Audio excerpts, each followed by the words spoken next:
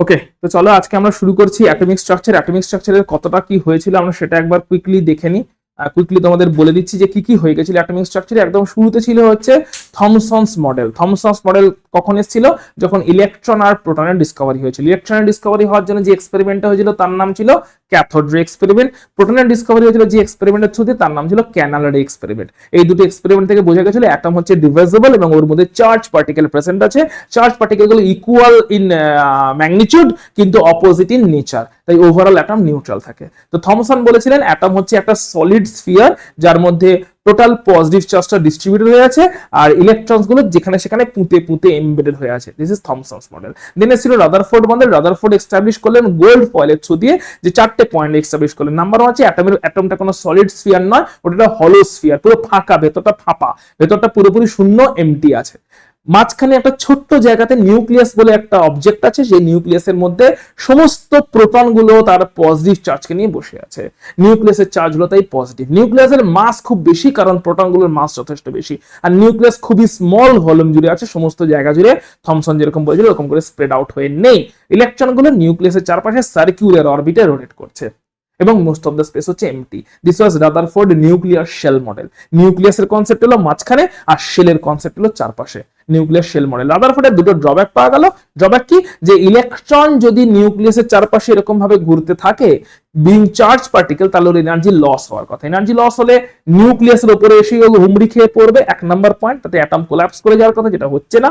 আর 2 number point, যদি এরকম করে ঘুরতে থাকে আর এনার্জি কন্টিনিউয়াস লস করতে থাকে, তাহলে সেই লস্ট এনার্জিটাকে যদি ইনস্ট্রুমেন্টের থ্রু দিয়ে ক্যাপচার করি তাহলে কন্টিনিউয়াস স্পেকট্রাম পাওয়ার কথা, কিন্তু সেটা পাচ্ছি না, মাঝে মধ্যে স্পেকট্রাম পাচ্ছি, যেটা ইন্ডিকেট করছে ইলেকট্রন হয়তো এনার্জি লস করে কিন্তু মাঝে মধ্যে করে, সব সময় করে না। এই দুটো ড্রব্যাককে রাদারফোর্ড অ্যাড্রেস করতে পারলেন না। ড্রব্যাক দুটোকে ওভারকাম করার জন্য বোর্ডস থিওরি আসবে। বোর্ডস থিওরির আগে আমরা ইলেকট্রোম্যাগনেটিক রেডিয়েশনের ব্যাপারে দুই একটা পয়েন্ট জেনেছিলাম। সেটা হচ্ছে লাইটের দুই রকম নেচার আছে। লাইটের একটা নেচার হচ্ছে তার ইলেকট্রোম্যাগনেটিক ওয়েভ নেচার, যেখানে তিনটে ফেনোমেনা লাইট ফলো করে, তিনটে ক্রাইটেরিয়া ফলো করে। সেটা হচ্ছে ভ্যাকুয়ামের থ্রু বা শূন্যস্থানের থ্রু দিয়ে যেতে পারে, 3 × 10⁸ মিটার পার সেকেন্ড এই স্পিডে সে যেতে পারে, এবং সে যে ডাইরেকশনে যায় তার ইলেকট্রিক ফিল্ড আর তার ম্যাগনেটিক ফিল্ড তাদের সঙ্গে মিউচুয়ালি পারপেন্ডিকুলার বা পারস্পরিক লম্বভাবে অবস্থান করে। এটা হচ্ছে কেবলমাত্র লাইট না, লাইটের মতো এরকম আরো অনেক ইলেকট্রোম্যাগনেটিক রেডিয়েশন আছে। কসমিক রে, গামা রে, X ray, UV, visible light যেটা কিনা ভিবজিও যেটা আমরা দেখতে পাই, ইনফ্রারেড, মাইক্রোওয়েভ, রেডিওওয়েভ, এই টোটাল হচ্ছে ইলেকট্রোম্যাগনেটিক রেডিয়েশন বা তড়িৎ চুম্বকীয় তরঙ্গের ফ্যামিলি, যার মধ্যে লাইট একটা ছোট্ট পোরশন। যে কিনা ফলো করে যে ইকুয়েশনটা সেটা হচ্ছে C equal to nu lambda. C হচ্ছে লাইটের গতিবেগ, velocity is equal to nu হচ্ছে কম্পাঙ্ক ফ্রিকোয়েন্সি, ল্যামডা হচ্ছে তরঙ্গ দৈর্ঘ্য। C equal to nu lambda, এই ইকুয়েশনটা লাইট ফলো করে যখন সে ওয়েভ হিসেবে বিহেভ করে, তরঙ্গের মতন বিহেভ করে। লাইটের আবার একটা নেচার আছে, সেটা হচ্ছে ফোটন নেচার বা এনার্জি পার্টিকেল নেচার। যে এনার্জি পার্টিকেলের থ্রু দিয়ে আমরা দুটো ফেনোমেনাকে এক্সপ্লেন করতে পারি, একটা হচ্ছে ফোটোইলেকট্রিক এফেক্ট, একটা হচ্ছে ব্ল্যাক বডি রেডিয়েশন।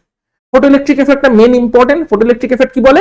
যে লাইট যখন আসে তখন মেটাল সারফেসের উপরে লাইট ধাক্কা মেরে মেটাল সারফেসের উপরে থাকা অ্যাটমগুলো থেকে ইলেকট্রনকে নকড আউট করে বের করতে পারে।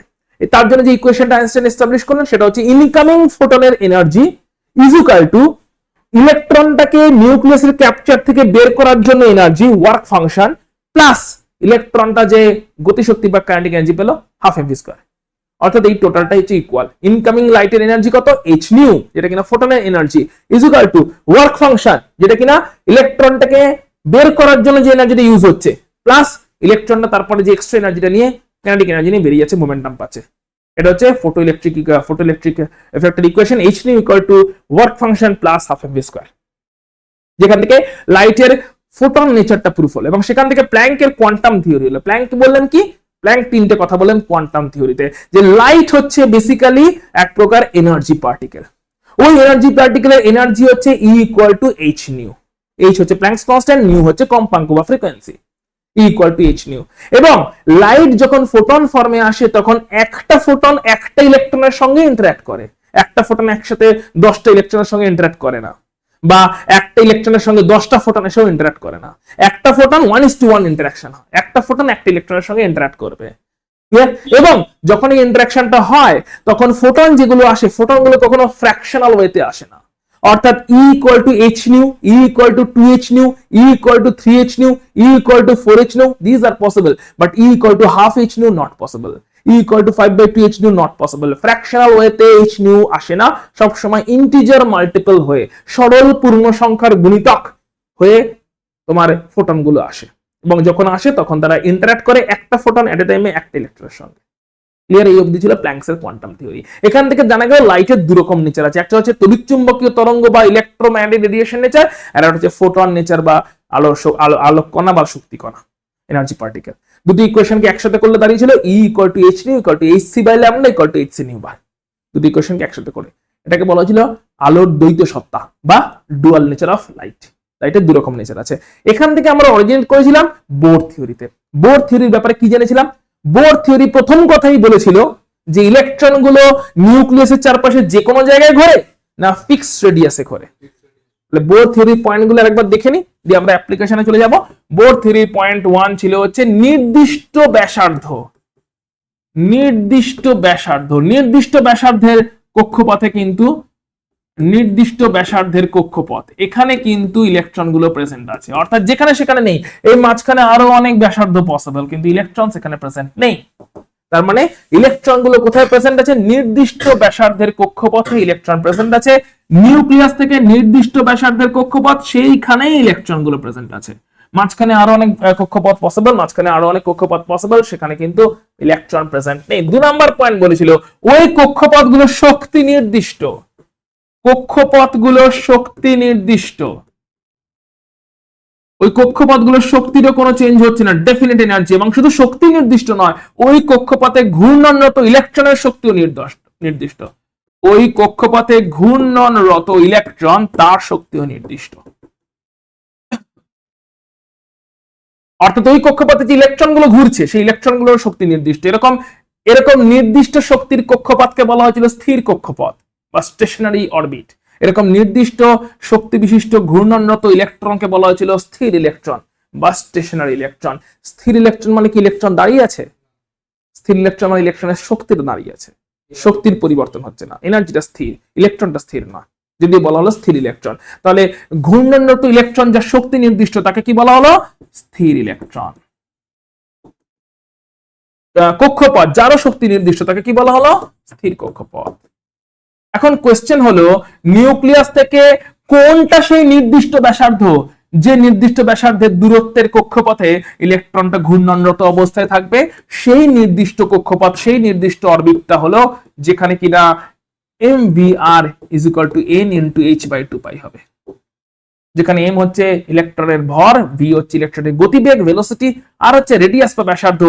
রেডিয়াস বা ব্যাসার্ধর যে ভ্যালু হলে এই পুরো অ্যাঙ্গুলার মোমেন্টাম বা কৌণিক ভরবেগ, কি বলে এটাকে? অ্যাঙ্গুলার মোমেন্টাম বা কৌণিক ভরবেগ। আচ্ছা, এই ক্লাসটা আমরা মোটামুটি একটু বাংলা ওরিয়েন্টেড করে রাখবো, যে এই ক্লাসটা তো অ্যাজ ইউজুয়াল ইংলিশে থাকবে, তো দুটোই তোমার মাথায় চলতে থাকবে, ঠিক আছে?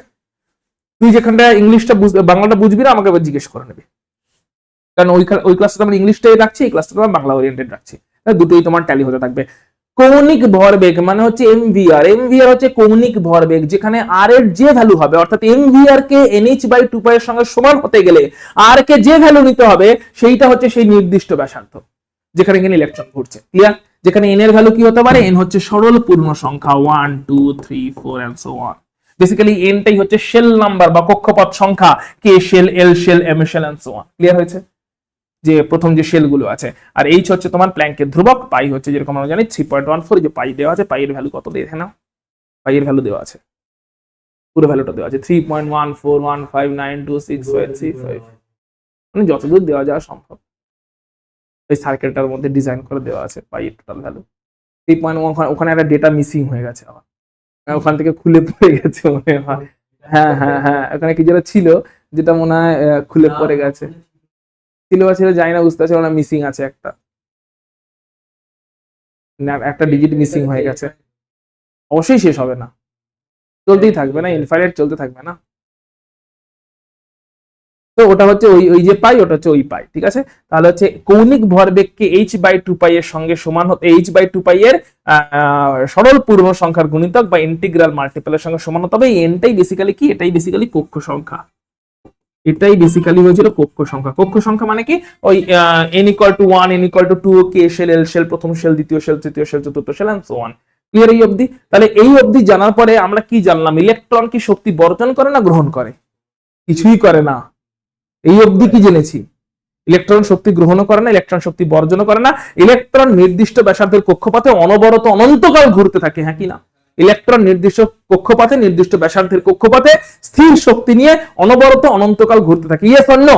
এটাই আমরা জানতে পেরেছি এখনো পর্যন্ত। তাহলে যদি এটা সত্যি হয়, তাহলে ইনস্ট্রুমেন্ট মাঝে মধ্যেই বা শক্তি ক্যাপচার করছিল কি করে? তার মানে ইলেকট্রন মাঝে মধ্যে শক্তি বর্জন করছিল, কোত্থেকে পাচ্ছিল? ইলেকট্রন তো এখনো পর্যন্ত যা জানলাম, ইলেকট্রনের শক্তি স্থির, চেঞ্জ হয় না।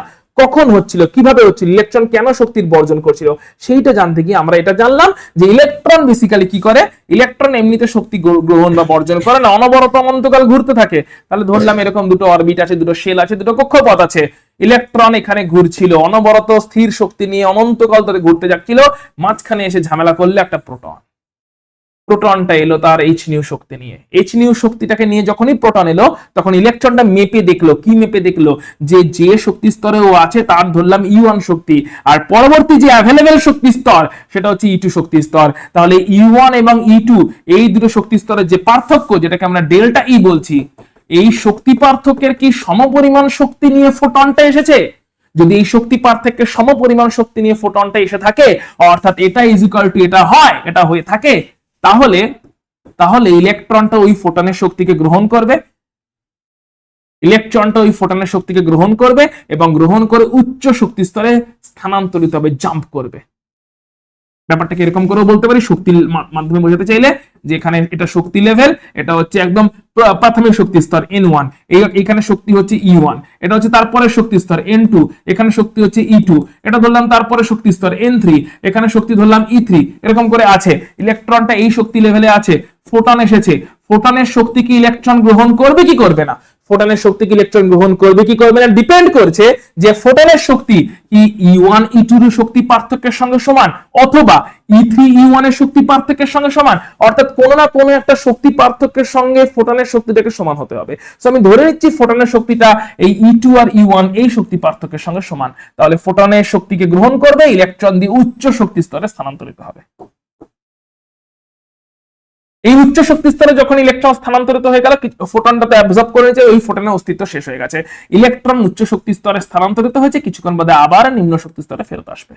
যখন নিম্ন শক্তি স্তরে ফোটন ইলেকট্রনটা আবার ফেরত আসবে, তখন যতটা পরিমাণ শক্তি গ্রহণ করে গেছিল, ওই পরিমাণ শক্তিকে ও আবার বিকিরণ করে দেবে ফোটন আকারে, ওই পরিমাণ শক্তিকেও আবার বিকিরণ করে দেবে ফোটন আকারে। ক্লিয়ার?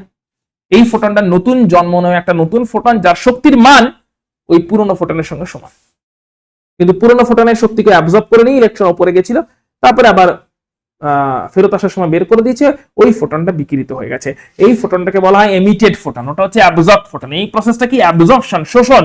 এখানে কি হচ্ছে? শক্তির শোষণ, এটাকে বলছি অ্যাবজর্পশন। যতই চেষ্টা করি বাংলায় লিখতে, সেই ইংরেজি চলেই আসে। এটাকে বলা হচ্ছে অ্যাবজর্পশন, শক্তির কি হয়েছে? শোষণ। এটা হচ্ছে এক্সাইটেশন, উত্তেজিতকরণ। এটা হচ্ছে ডি এক্সাইটেশন, অনুত্তেজিতকরণ। আর এটা হচ্ছে এমিশন, বিকিরণ। তাহলে কুইকলি বল, ফোটন এসেছে, কি হয়েছে? ফোটনের শক্তির শোষণ হয়েছে। শোষণটা কে করেছে? ইলেকট্রনটা। ইলেকট্রনটা শোষণ করার সময় কোন শর্ত মেনেছে? যে স্তরে আছে আর পরবর্তী অ্যাভেলেবল যে স্তর, ওই স্তরের শক্তি পার্থক্যের সঙ্গে সমান শক্তি নিয়ে ফোটনটা এসেছে কিনা, এই শর্তটাকে কি বলে? কোয়ান্টাইজেশন। সাবাস। না, আগে এটা শেষ করি তারপরে। এটাকে বলে কোয়ান্টাইজেশন। তাহলে ইলেকট্রনটা উপরে গেছে, উপরে গিয়ে কিছুক্ষণ ছিল, তারপর আবার নিম্ন শক্তি স্তরে ব্যাক করে এসেছে, তখন ওই একই রকম কোয়ান্টাইজড ওয়েতেই ও শক্তি পার্থক্যের সমপরিমাণ শক্তি ফোটন ফর্মে ছেড়ে দিয়েছে। তাহলে ওটা হয়ে গেল শক্তির বিকিরণ হয়ে গেল। শক্তি শোষণ হয়েছিল, উত্তেজিত হয়েছিল, এক্সাইটেশন, ডি এক্সাইটেশন হয়েছে, শক্তির বিকিরণ হয়ে গেছে।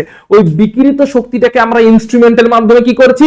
মেজার করছি। তাহলে এই বিকিরিত শক্তিটাকে আমরা কিন্তু ইনস্ট্রুমেন্টে ফেলছি, আমরা এই বিকিরিত শক্তিটাকে ইনস্ট্রুমেন্টের মাধ্যমে মেজার করার চেষ্টা করছি। এবং তাহলে বলো, শক্তির বিকিরণ কি সব সময় হচ্ছে? না। শক্তির বিকিরণ তখন হচ্ছে যখন শক্তির শোষণ হচ্ছে।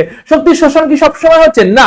শক্তির শোষণ তখন হচ্ছে যখন ফোটনের থেকে শক্তি ইলেকট্রন কোয়ান্টাইজড ওয়েতে শোষণ করছে। কথাটা হচ্ছে, এখানে ভালো করে ইম্পর্টেন্ট কথা বুঝে নাও, ফোটন অনবরত আসছে, ফোটন অনবরত এসে কাঠঠোকরার মতন দাদা ভাড়াটা দিন, দাদা ভাড়াটা দিন, দাদা ভাড়াটা দিন, দাদা ভাড়াটা দিন করে যাচ্ছে। তুমি কি সবসময় কন্ডাক্টরকে ভাড়া দিয়ে যাচ্ছ? দাঁড়ান দাদা বসতে দিন আগে, দাঁড়ান দাদা ভিড় আছে আগে, এই করে তুমি রিফিউজ করে যাচ্ছে, হ্যাঁ কি না? এটাই হচ্ছে ওখানে। ফোটন সবসময় অনবরত আসছে, অনবরত এসে ইলেকট্রনকে সবসময় টোকা মারছে, কিন্তু ইলেকট্রন সবসময় একটা ক্রাইটেরিয়া চেক করছে যে আমি যেখানে আছি যেখানে যেতে চাই ওই শক্তি পার থেকে সমান শক্তি নিয়ে ফোটনটা এসছে কিনা। ওই ক্রাইটেরিয়াটা কি সবসময় সম্পূর্ণ হচ্ছে না? তার মানে কি প্রথম কথা, ফোটন সবসময় আসছে কি আসছে না? আসছে। তাহলে ফোটন যদি সবসময় আসে তাহলে ইলেকট্রন সবসময় শক্তি গ্রহণ করার কথা, হ্যাঁ কি না? ইলেকট্রন শক্তি গ্রহণ করলে শক্তি আবার সবসময় বিকিরণ করার কথা, হ্যাঁ কি না?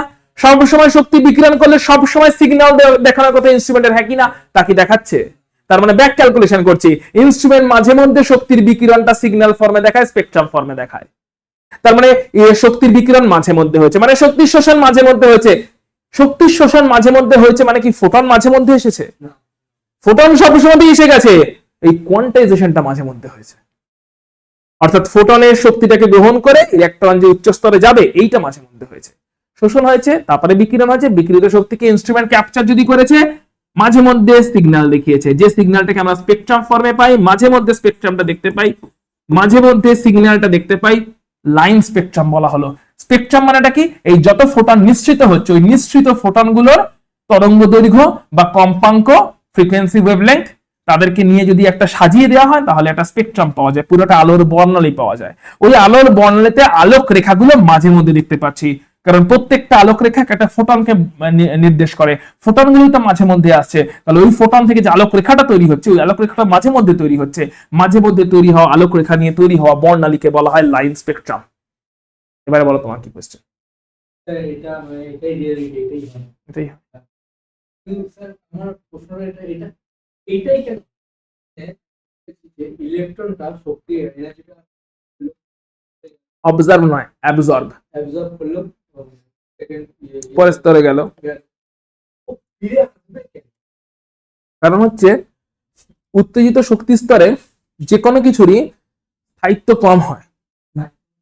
যত ফিজিক্সেও পড়েছো তোমরা, শক্তি যত বাড়ে তত কোনো কিছু স্থায়িত্ব স্টেবিলিটি বেশি, এর শক্তি কম হলে স্থায়িত্ব স্টেবিলিটি বেশি। ফিজিক্সের কনসেপ্ট এটা। শক্তি বাড়লে স্থায়িত্ব, আচ্ছা ফিজিক্স ছাড়া কমন সেন্স দিয়ে বলছি, তুই জগিং করছিস, তুই ঘুমাচ্ছিস, কোন অবস্থায় তোর স্থায়িত্ব বেশি? তুই স্থায়ী ফিল করছিস, স্টেবল ফিল করছিস ঘুমানোর সময়। কোন অবস্থায় তোর শক্তি কম, কম ইউজ হচ্ছে শক্তি? তাহলে এবার বল, স্থায়িত্ব যখন বেশি তখন তো শক্তি বেশি না কম?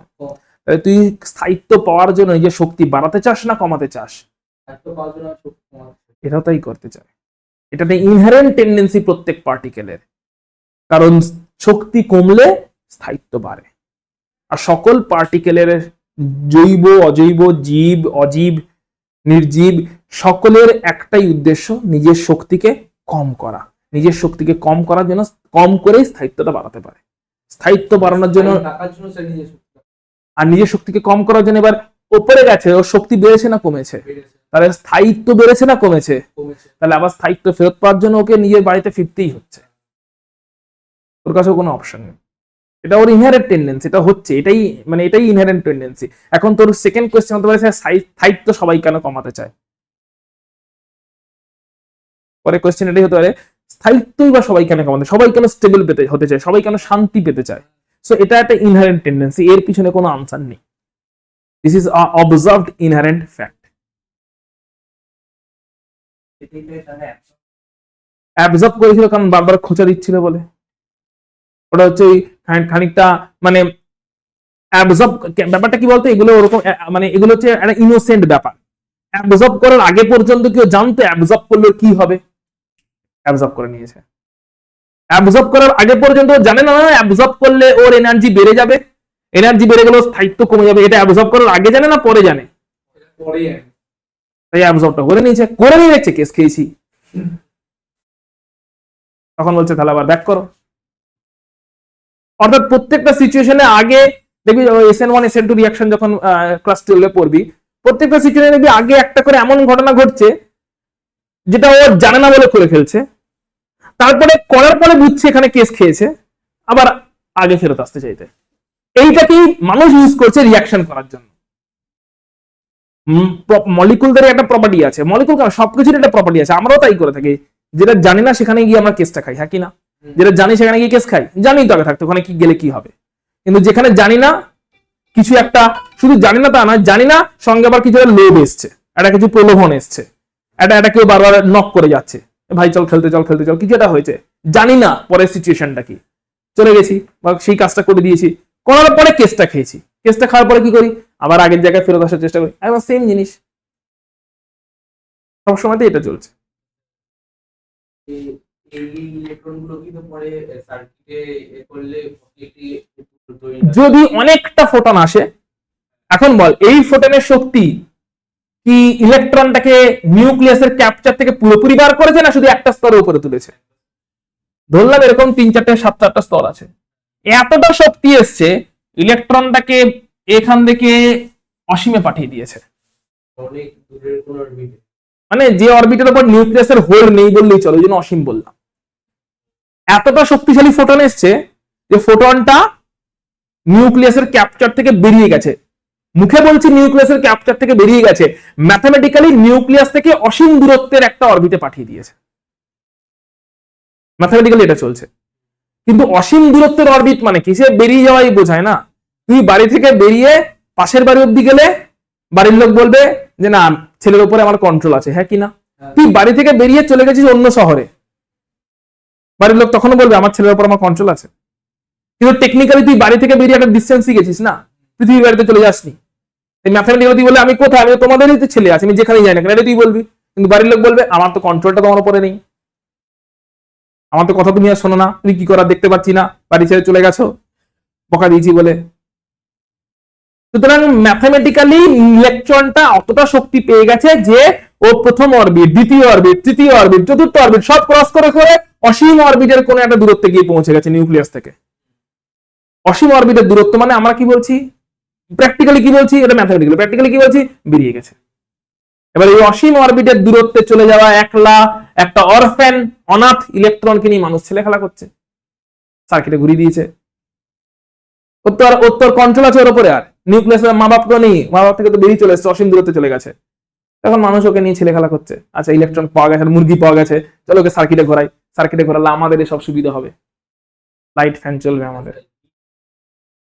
মানে যেটা যে এনার্জিটা রিলিজ হয় ওটা তো ফোটনই, ফোটনটা তো বেসিক্যালি ইলেকট্রনটা রিলিজ হয়, ইলেকট্রনটা যখন সার্কিটে ঘোরে, আবার সার্কিটে তো রেজিস্ট্যান্স আছে, রেজিস্ট্যান্সের জন্য হিট তৈরি হয়। বল যখন ইলেকট্রনটা পরের লেভেলে আসছে তখন মানে আবার যে ফোটন রিলিজ করছে ওইখানে তখন হিট রিলিজ হয় না? হ্যাঁ হয়তো যখন এখানে হিট এবং এই যে ধরো এই ফোটনটা রিলিজ হয়েছে, এই ফোটনটা যেহেতু কিছুটা মানে এটা তো একটা ফোটন রিলিজ হয়েছে, এই ফোটনটা যেরকম একটা কম একটা ফ্রিকোয়েন্সিকে ইন্ডিকেট করে যেটা কিনা লাইটের সঙ্গে রিলেটেড, তো এই ফোটনটার সঙ্গে কিছুটা হিট হতে অ্যাসোসিয়েটেড আছে। অর্থাৎ ফোটনটা তো পার্টিকেল না, এনার্জি পার্টিকেল। সো এনার্জি পার্টিকেলটা যেটা, ওই এনার্জি পার্টিকেলটা বেসিক্যালি যখন রিলিজ হচ্ছে তখন মানে হিটও রিলিজ হচ্ছে, এনার্জি পার্টিকেলটা যখন রিলিজ হচ্ছে তখন কিন্তু হিটও রিলিজ হচ্ছে। হ্যাঁ, ওই এনার্জি ফর্মেরই কিছুটা পোরশন লাইটের ফর্মে থাকছে, কিছুটা পোরশন হিট ফর্মে থাকছে। লাইটের ফর্মে যেটা থাকছে সেটাকে আমরা স্পেকট্রামে দেখতে পাচ্ছি, হিট ফর্মে যেটা থাকছে সেটা বেরিয়ে যাচ্ছে, ওয়েস্ট হচ্ছে। কিন্তু যেইটুকু যতটা এনার্জি নিয়েছিল অতটাই তো রিলিজ হচ্ছে, তাহলে ওই এক্সট্রা হিটটা ওটা দিয়ে ওই যে ফোটনটা রিলিজ হচ্ছে এইচ নিউ, ওই ফোটনটার কিছুটা পোরশন লাইট ফর্মে শো হচ্ছে, আর ওই ফোটনটারই কিছুটা পোরশন হিটের মতন বিহেভ করছে। এনার্জি যদি ইকুয়াল হচ্ছে না ফোটনের, আগের ফোটনের সাথে এই ফোটনের কেন ইকুয়াল হবে না? ধর এই ফোটনের মধ্যে ধরলাম 100 জুল এনার্জি ছিল, তাহলে বেরিয়ে যাওয়া ফোটনেও কত এনার্জি আছে, 100 জুল। ওই 100 জুল এনার্জির কিছুটা লাইট এনার্জিতে ইউজ হয়েছে, কিছুটা হিট এনার্জি ফর্মে ইউজ হয়েছে, টোটাল এনার্জিটা সেমই আছে।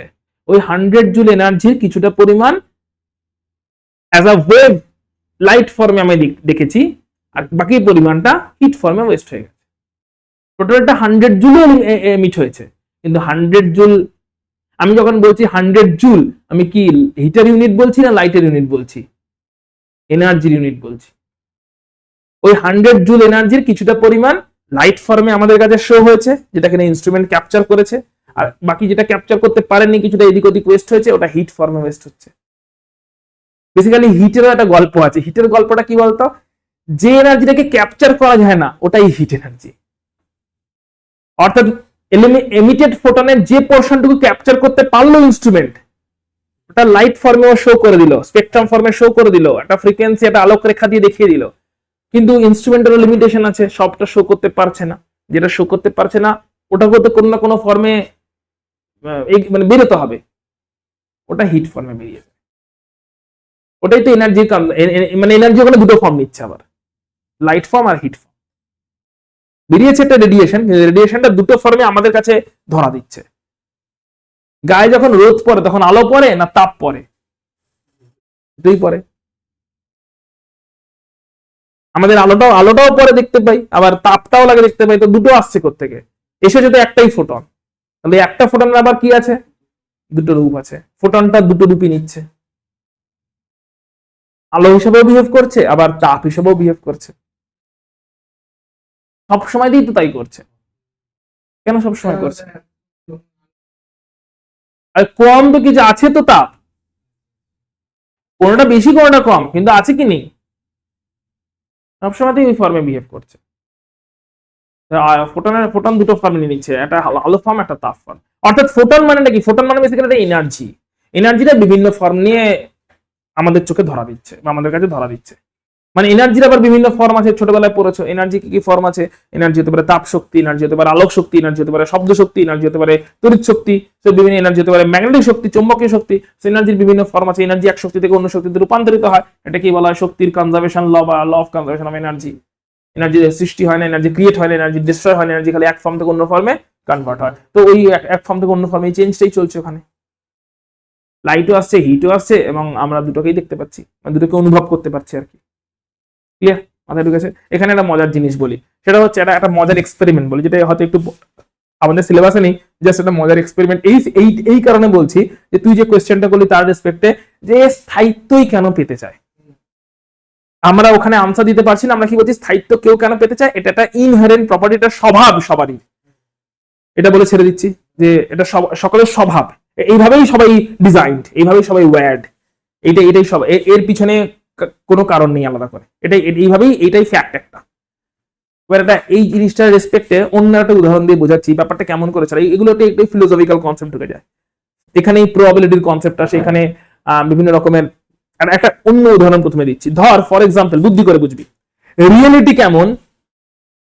বলছি আজকালকার দিনে এগুলো নিয়ে প্রচুর চর্চা চলছে কোয়ান্টাম ফিজিক্সে। রিয়েলিটি কি অ্যাবসলিউট না রিয়েলিটিটা রিলেটিভ? একটা কোয়েশ্চেন করছে, রিয়েলিটি মানে ওটা অ্যাবসলিউট সত্যি ওটা, না অবজারভার ডিপেন্ডেন্ট, যে দেখছে তার উপর ওটা? একটা বক্স আছে, যে বক্সটা আজ অব্দি ধরলাম কেউ খোলেনি, ওই বক্সে কিছু রঙের বল আছে, লাল কালো হলুদ নীল যা বল আছে। কোন রঙের কটা বল আছে ওটা কি আগে থাকতেই ফিক্সড, না খোলার পরেই প্রথম জানা যাচ্ছে? কেউ যদি বলে না খুললেও ওখানে সবুজ বল কটা ছিল আগে থাকতেই ফিক্সড,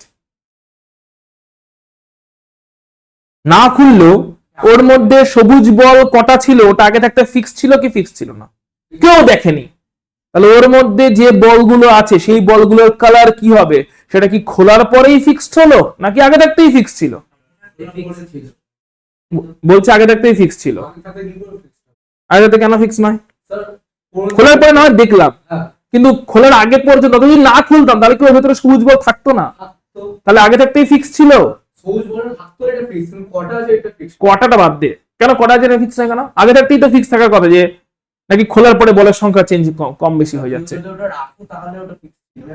কেউ যে কোত্থেকে এসছে সেই বক্স কেউ জানে না, কোনো মানুষ তৈরি করে রাখেনি, অর্থাৎ কোনো মানুষ কোনোদিন দেখেনি। কোয়েশ্চেনটা হচ্ছে ওইখানে যে ওই বক্সের মধ্যে কি আছে সেটা কি আমি দেখার পরে ফিক্স হলো, কেউ দেখার পরে ফিক্স হলো, না আমি না দেখলেও ওই বক্সে যা থাকার সেটা থাকতোই, অর্থাৎ আগে থাকতেই ফিক্স ছিল। এইটা ঠিক, যেটা আগে থাকতে ফিক্স না, আগে থাকতে ফিক্স থাকবে কেন স্যার? আমরা দেখার পরে ফিক্স। সবকিছুই অবজারভার ডিপেন্ডেন্ট। আগে থাকতে বলা হচ্ছে সিচুয়েশনটা কেমন, সিচুয়েশনটা অন্য একটা এক্সপেরিমেন্টের থ্রু দিয়ে এক্সপ্লেন করছি। একটা বক্স নেওয়া হয়েছে, একটা বক্স গরম লাগে। তুই হট হয়ে গেছিস, তোর উপরে ফোটন পড়েছে। ধর একটা বক্স নেওয়া হয়েছে, হ্যাঁ, বক্সটা বাইরে থেকে পুরোপুরি ক্লোজ, কিছু ছিদ্র আছে যাতে বক্সের ভেতরে একটা বিড়াল রাখা আছে, সেই বিড়ালটা শ্বাস প্রশ্বাস নিতে পারে, কিছু ছিদ্র আছে। বক্সটা অনেক দূরে রাখা আছে, কেউ জানে না ওই বক্সে কি হচ্ছে না হচ্ছে। বক্স থেকে আওয়াজ দিয়ে বা আওয়াজ এসে বাইরে আসার কোনো চান্স নেই, দূরে রাখা আছে বা কাঁচ দিয়ে ঘেরা আছে, কিন্তু আবার বাইরে থেকে দেখাও যায় না। কিছু ছোট ফুটো আছে যেটা শুধু শ্বাস প্রশ্বাস নেওয়ার জন্য কাজে লাগবে। ওই বক্সের মধ্যে একটা বিড়াল আছে, খাবার আছে, খাবার একটা খাবার আছে ভালো খাবার, একটা খাবার আছে বিষ মাখানো খাবার। এটা হাইপোথেটিক্যাল এক্সপেরিমেন্ট, মানে মনে মনে চলা এক্সপেরিমেন্ট, অ্যাকচুয়ালি হচ্ছে না। কিন্তু খাবার আছে, 3 দিন হয়ে গেছে, 3 দিন পরে বিড়ালটা বেঁচে আছে না মরে গেছে? খাবারটা ফ্রেশ খাবার, বিড়ালকে দেওয়া হয়েছে, একটা খাবার ফ্রেশ, একটা খাবারে বিষ মাখানো আছে। খাবারটা কতদিনের? বলো, ফ্রেশ খাবারটা কতদিনের ছিল? মানে একটা ফ্রেশ খাবারটা 2-3 দিনের জন্য ছিল, 3-4 দিন পরে 50-50 কি হয়েছে আমি জানতে চাই, বুদ্ধি করে বল। এই মোমেন্টে বিড়ালটা বেঁচে আছে না মরে গেছে? না দেখলে বোঝা যায়। এক্স্যাক্টলি, এটাই আনসার। স্যার, অর্থাৎ কিন্তু না দেখলে বোঝা যাবে না, মানে তুই বিড়াল, কিন্তু অথচ এই মোমেন্টে যেটা ঘটার সেটা ঘটে গেছে, হ্যাঁ কি না? হ্যাঁ, এই মোমেন্টে যেটা ঘটার সেটা অ্যাকচুয়ালটা ঘটে গেছে, কি ঘটেই নাই? তুই দেখছিস না বলে কি অ্যাকচুয়ালটা ঘটেনি? অ্যাকচুয়ালটা ঘটে গেছে, ঘটে গেছে। কিন্তু তুই জানতে পেরেছিস বা কেউ জানতে পেরেছে? না, তাহলে বিড়ালটাকে তুই জ্যান্ত বলবি বা মৃত বলবি কখন? তার মানে রিয়েলিটি যেটা হলো, রিয়েলিটিতে কি বিড়াল বেঁচে আছে বা বিড়াল মরে গেছে? রিয়েলিটি কখন জানা গেল? আগে থাকতে না প্রথমবার দেখার পরে? করে হয় দেখলাম, জানলাম, আওয়াজ শুনলাম, কিছু কোনোভাবে জানলাম, মানে প্রথমবার কেউ জানলো তারপরেই হলো কিনা? যদিও বা ঘটনাটা আগে থাকতেই ঘটে গেছিল এরকমটা বলা হচ্ছে।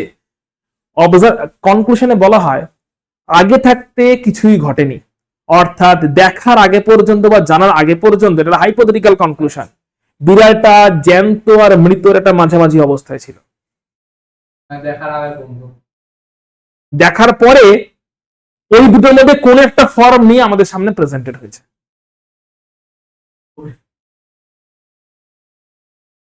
অনেকটা এরকম ব্যাপারটা। একটা ধর এখানে একটা স্ট্রিং লাগানো আছে, স্ট্রিংটাকে ধর এরকম কাঁপিয়ে দিয়েছি, স্ট্রিংটা এরকম করে নড়ছে এবং ওর এক্সাক্ট পজিশন বোঝা যাচ্ছে না, তাই তো?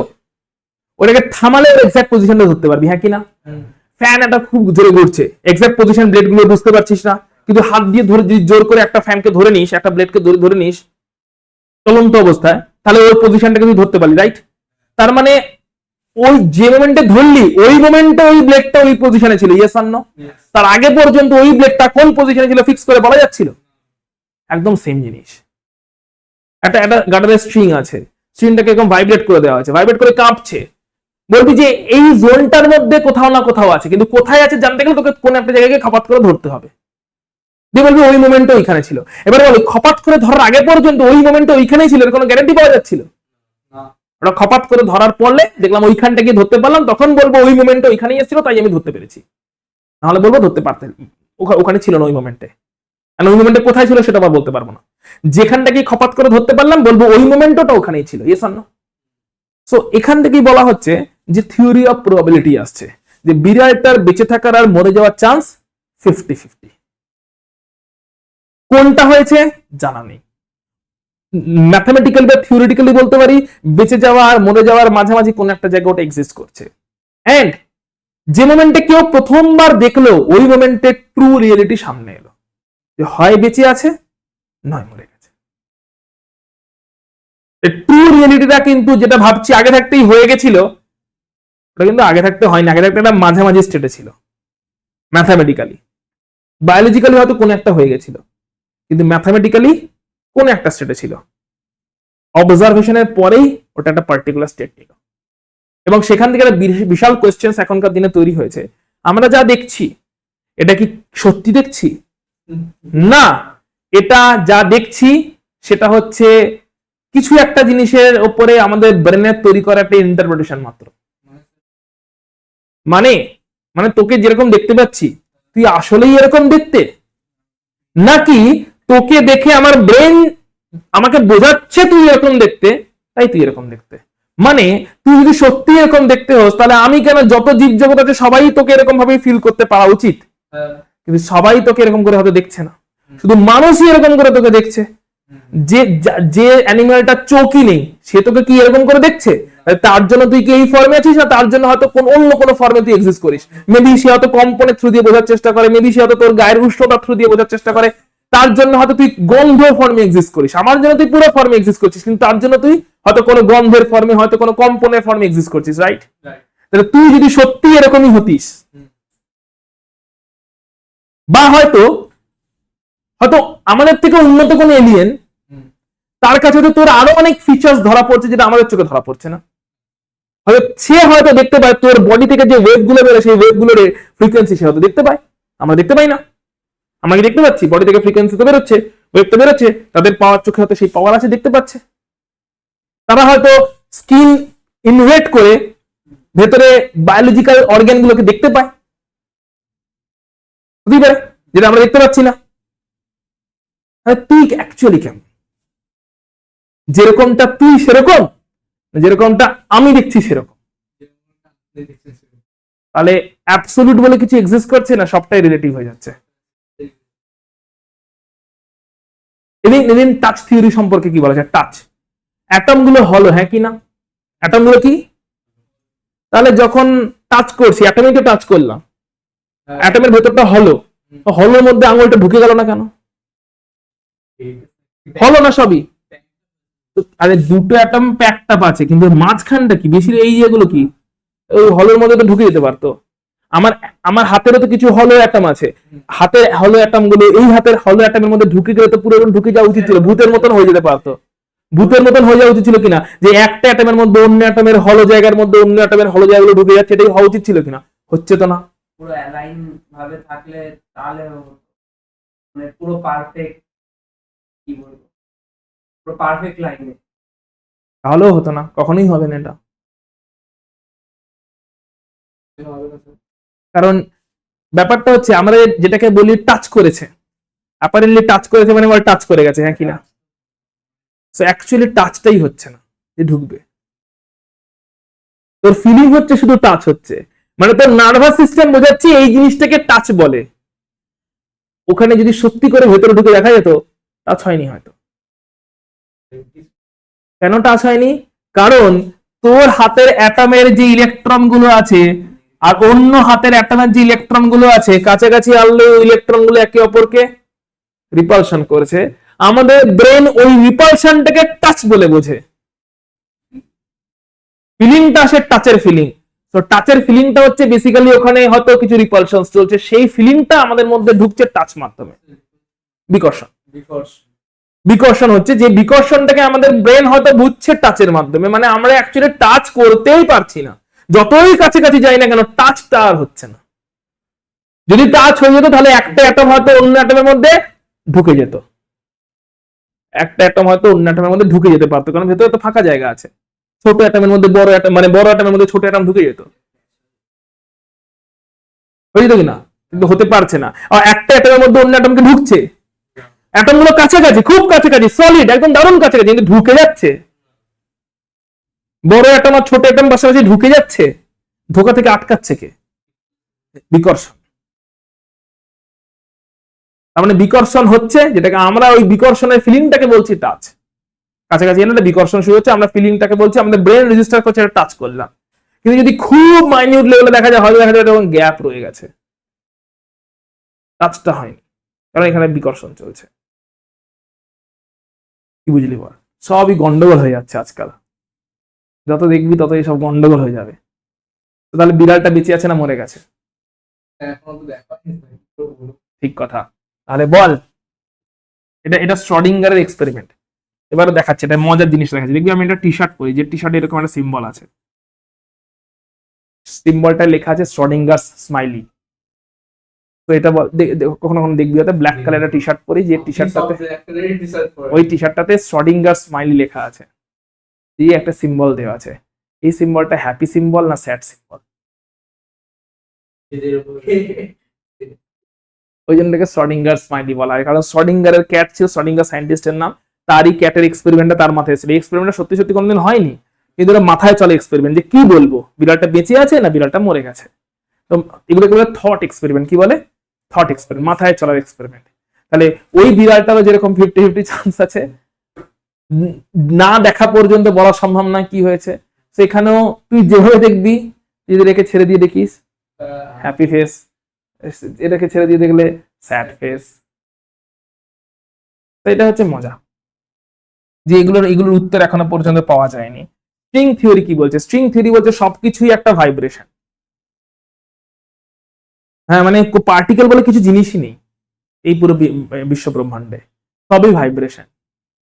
যখন আমরা কোনোভাবে সেটাকে বুঝছি, বোঝার জন্য সবসময় চোখে দেখে বা টাচ করে বুঝছি তা না, কোনো যন্ত্রপাতির মাধ্যমে বুঝছি, তখন ওই ভাইব্রেশনটা কোনো একটা পার্টিকেলের ফর্ম নিয়ে আমাদের সামনে আসছে।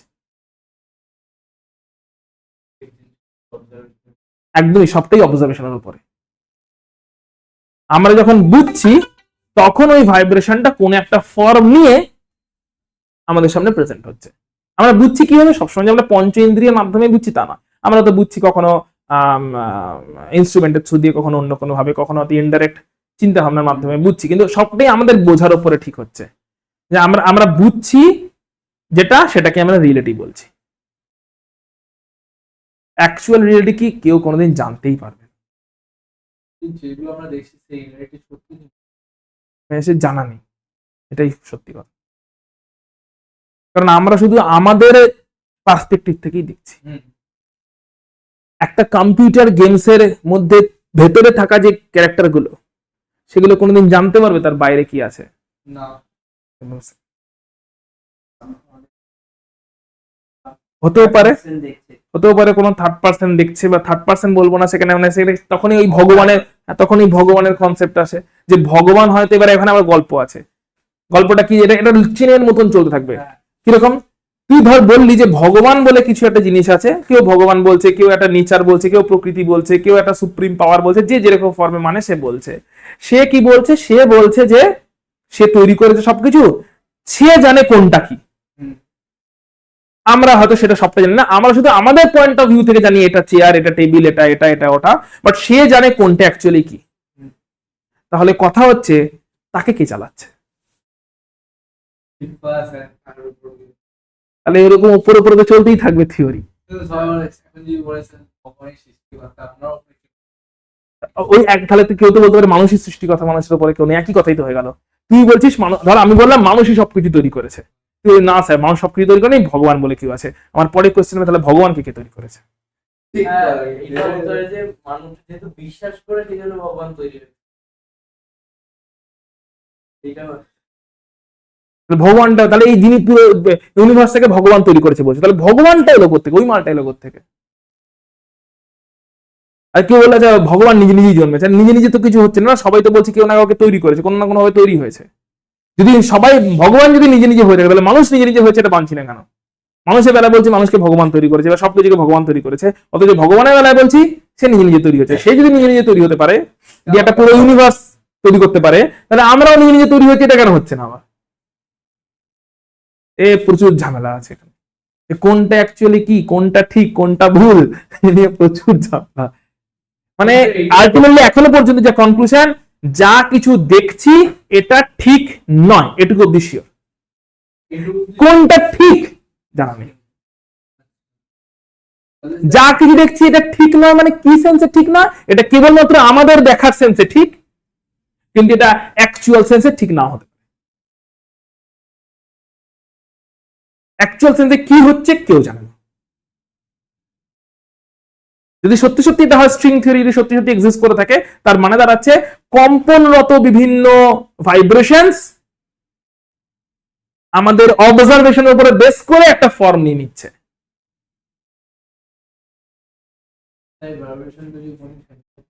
থেমে গেলে ইউনিভার্স তখন থেমে যাবে বলবে, ভাইব্রেশন থামছে না, ওটাই এখন থিওরি বলছে। মানে মেন সমস্যাটা কোথায় বলতো? আমরা একটা সিস্টেমের মধ্যে থেকে সিস্টেমটা কে বানিয়েছে বোঝার চেষ্টা করছি, এটাই তো সমস্যা, ঝামেলা।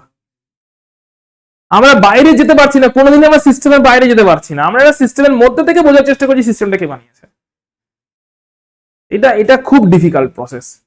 যে সিস্টেমের মধ্যে থেকে বোঝার চেষ্টা করছি সিস্টেমকে কে বানিয়েছে। এন্ড মেন কথা হচ্ছে এই সিস্টেমের বাইরে যাওয়া পসিবল নয়, কারণ তুই বাইরে যখনই যাবি তখন তো একটা সিস্টেমের বাইরে গেলি, কিন্তু সেই বাইরেটা আবার অন্য কোন একটা সিস্টেমের মধ্যে পড়ছে। এটা একটা অনন্ত লুপের মতন হয়ে যাচ্ছে ব্যাপারটা, একটা ইউনিফর্ম আইডিয়া পাওয়া যাচ্ছে না যে কিভাবে এটা তৈরি হয়েছে।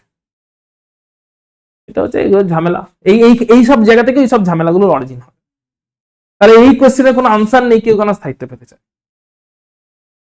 যেটা থেকে বলতে গেলে বললাম যে সবাই স্থায়িত্ব পেতে চায়, এইখানে এটা একটা জায়গাতে তাহলে ধরতে হবে না, না কাজকর্মই তো বন্ধ হয়ে যাবে, সবাই স্থায়িত্ব পেতে চায়। এটা হচ্ছে একদম গ্রাউন্ড রিয়েলিটি, এর উপরে বেস করে সব তৈরি হয়েছে। এর নিচে যেতে চাইলে আনসার নেই, তখন অনন্তকাল ধরে নিচে নিচেই নিচেই চলে যাবে, আর কোনো আনসার পাওয়া যাবে না। একটা করে কোয়েশ্চেন আসবে, একটা করে কেন আসবে, একটা করে কোয়েশ্চেন আসবে, একটা করে কেন আসবে, আর আনসারে পৌঁছানো যাবে না। অর্থাৎ স্থায়িত্ব সবাই পেতে চায়, এইখানে আমাদের আমরা এখানে এটা হচ্ছে গ্রাউন্ড লাইন, এর নিচে যেতে পারবো না, এটাকে ধরে নিয়ে এবার এর উপরে তৈরি করছি সবকিছু। হ্যাঁ, নিচেরটা হচ্ছে এরকম, এর উপরে বাকি পুরো বিল্ডিং পিলার দাঁড়িয়ে আছে, কিন্তু এর নিচে কি আছে কেউ জানেও না, আর কেউ গিয়ে কোনো লাভও পায় না কেউ। ক্লিয়ার? আচ্ছা, এই অবধি ক্লিয়ার? কোয়ান্টাইজেশন পুরোপুরি ক্লিয়ার? চলো এবার আমরা একটা অ্যাপ্লিকেশন দেখে নিই। প্রথম অ্যাপ্লিকেশনে আসছি, বলছে ব্যাসার্ধ, এগুলো অলরেডি জানো তোমরা। ব্যাসার্ধ কত নম্বর কক্ষপথের ব্যাসার্ধ? n তম কক্ষপথের ব্যাসার্ধ। Application application. আচ্ছা এবার শোনো, ইলেকট্রন যখন ঘুরছে তখন দু রকমের বল, দু রকমের ফোর্স কাজ করছে। এই কোশ্চেনটা চাইলে লিখে রাখতে পারো, নাও লিখলেও চলবে। হ্যাঁ, ব্যাসার্ধ মানে রেডিয়াস। আচ্ছা, এইটাকে কি বলে? ইলেকট্রন যখন ঘুরছে তখন দু রকমের আকর্ষণ বল কাজ করছে, দুই রকমের অ্যাট্রাকশন কাজ করছে। একটাকে বলে অভিকেন্দ্রিক বল। অভিকেন্দ্রিক বল মানে কি? অভিকেন্দ্রিক বল মানে হচ্ছে যেটা টুয়ার্ডস নিউক্লিয়াস, ইলেকট্রনটাকে নিউক্লিয়াস নিজের দিকে টানছে। এটাকে ইংলিশে কি বলে বলো? Centripetal force. অর্থাৎ নিউক্লিয়াসটাকে ইলেকট্রন নিজের দিকে টানছে, সেটাকে বলে অভিকেন্দ্রিক বল, যার মান হচ্ছে z²/r²। এটা হচ্ছে অভিকেন্দ্রিক বল বা সেন্ট্রিপেটাল ফোর্স, যার মান হচ্ছে z²/r²। এইটাকে বলা হচ্ছে সেন্ট্রিফিউগাল ফোর্স বা অপকেন্দ্রিক বল। এটা হচ্ছে ইলেকট্রনটা দূরের দিকে যেতে চাইছে। ইলেকট্রন এবার বলবো কেন দূরের দিকে যেতে চাইছে? ধর নিউক্লিয়াস টানছে, যদি নিউক্লিয়াস টানা বন্ধ করে দেয় তাহলে ঘুরতে ঘুরতে ঘুরতে ঘুরতে ছিটকে চলে যাবে, হ্যাঁ কি না? তাহলে ওর টেন্ডেন্সি কি? নিউক্লিয়াসের দিকে আসে না দূরের দিকে ছিটকে যাওয়া?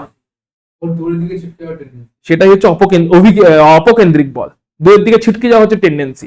আর ওকে কেন ছিটকাতে পারছে না? নিউক্লিয়াস টানছে, ওটা হচ্ছে অভিকেন্দ্রিক বল।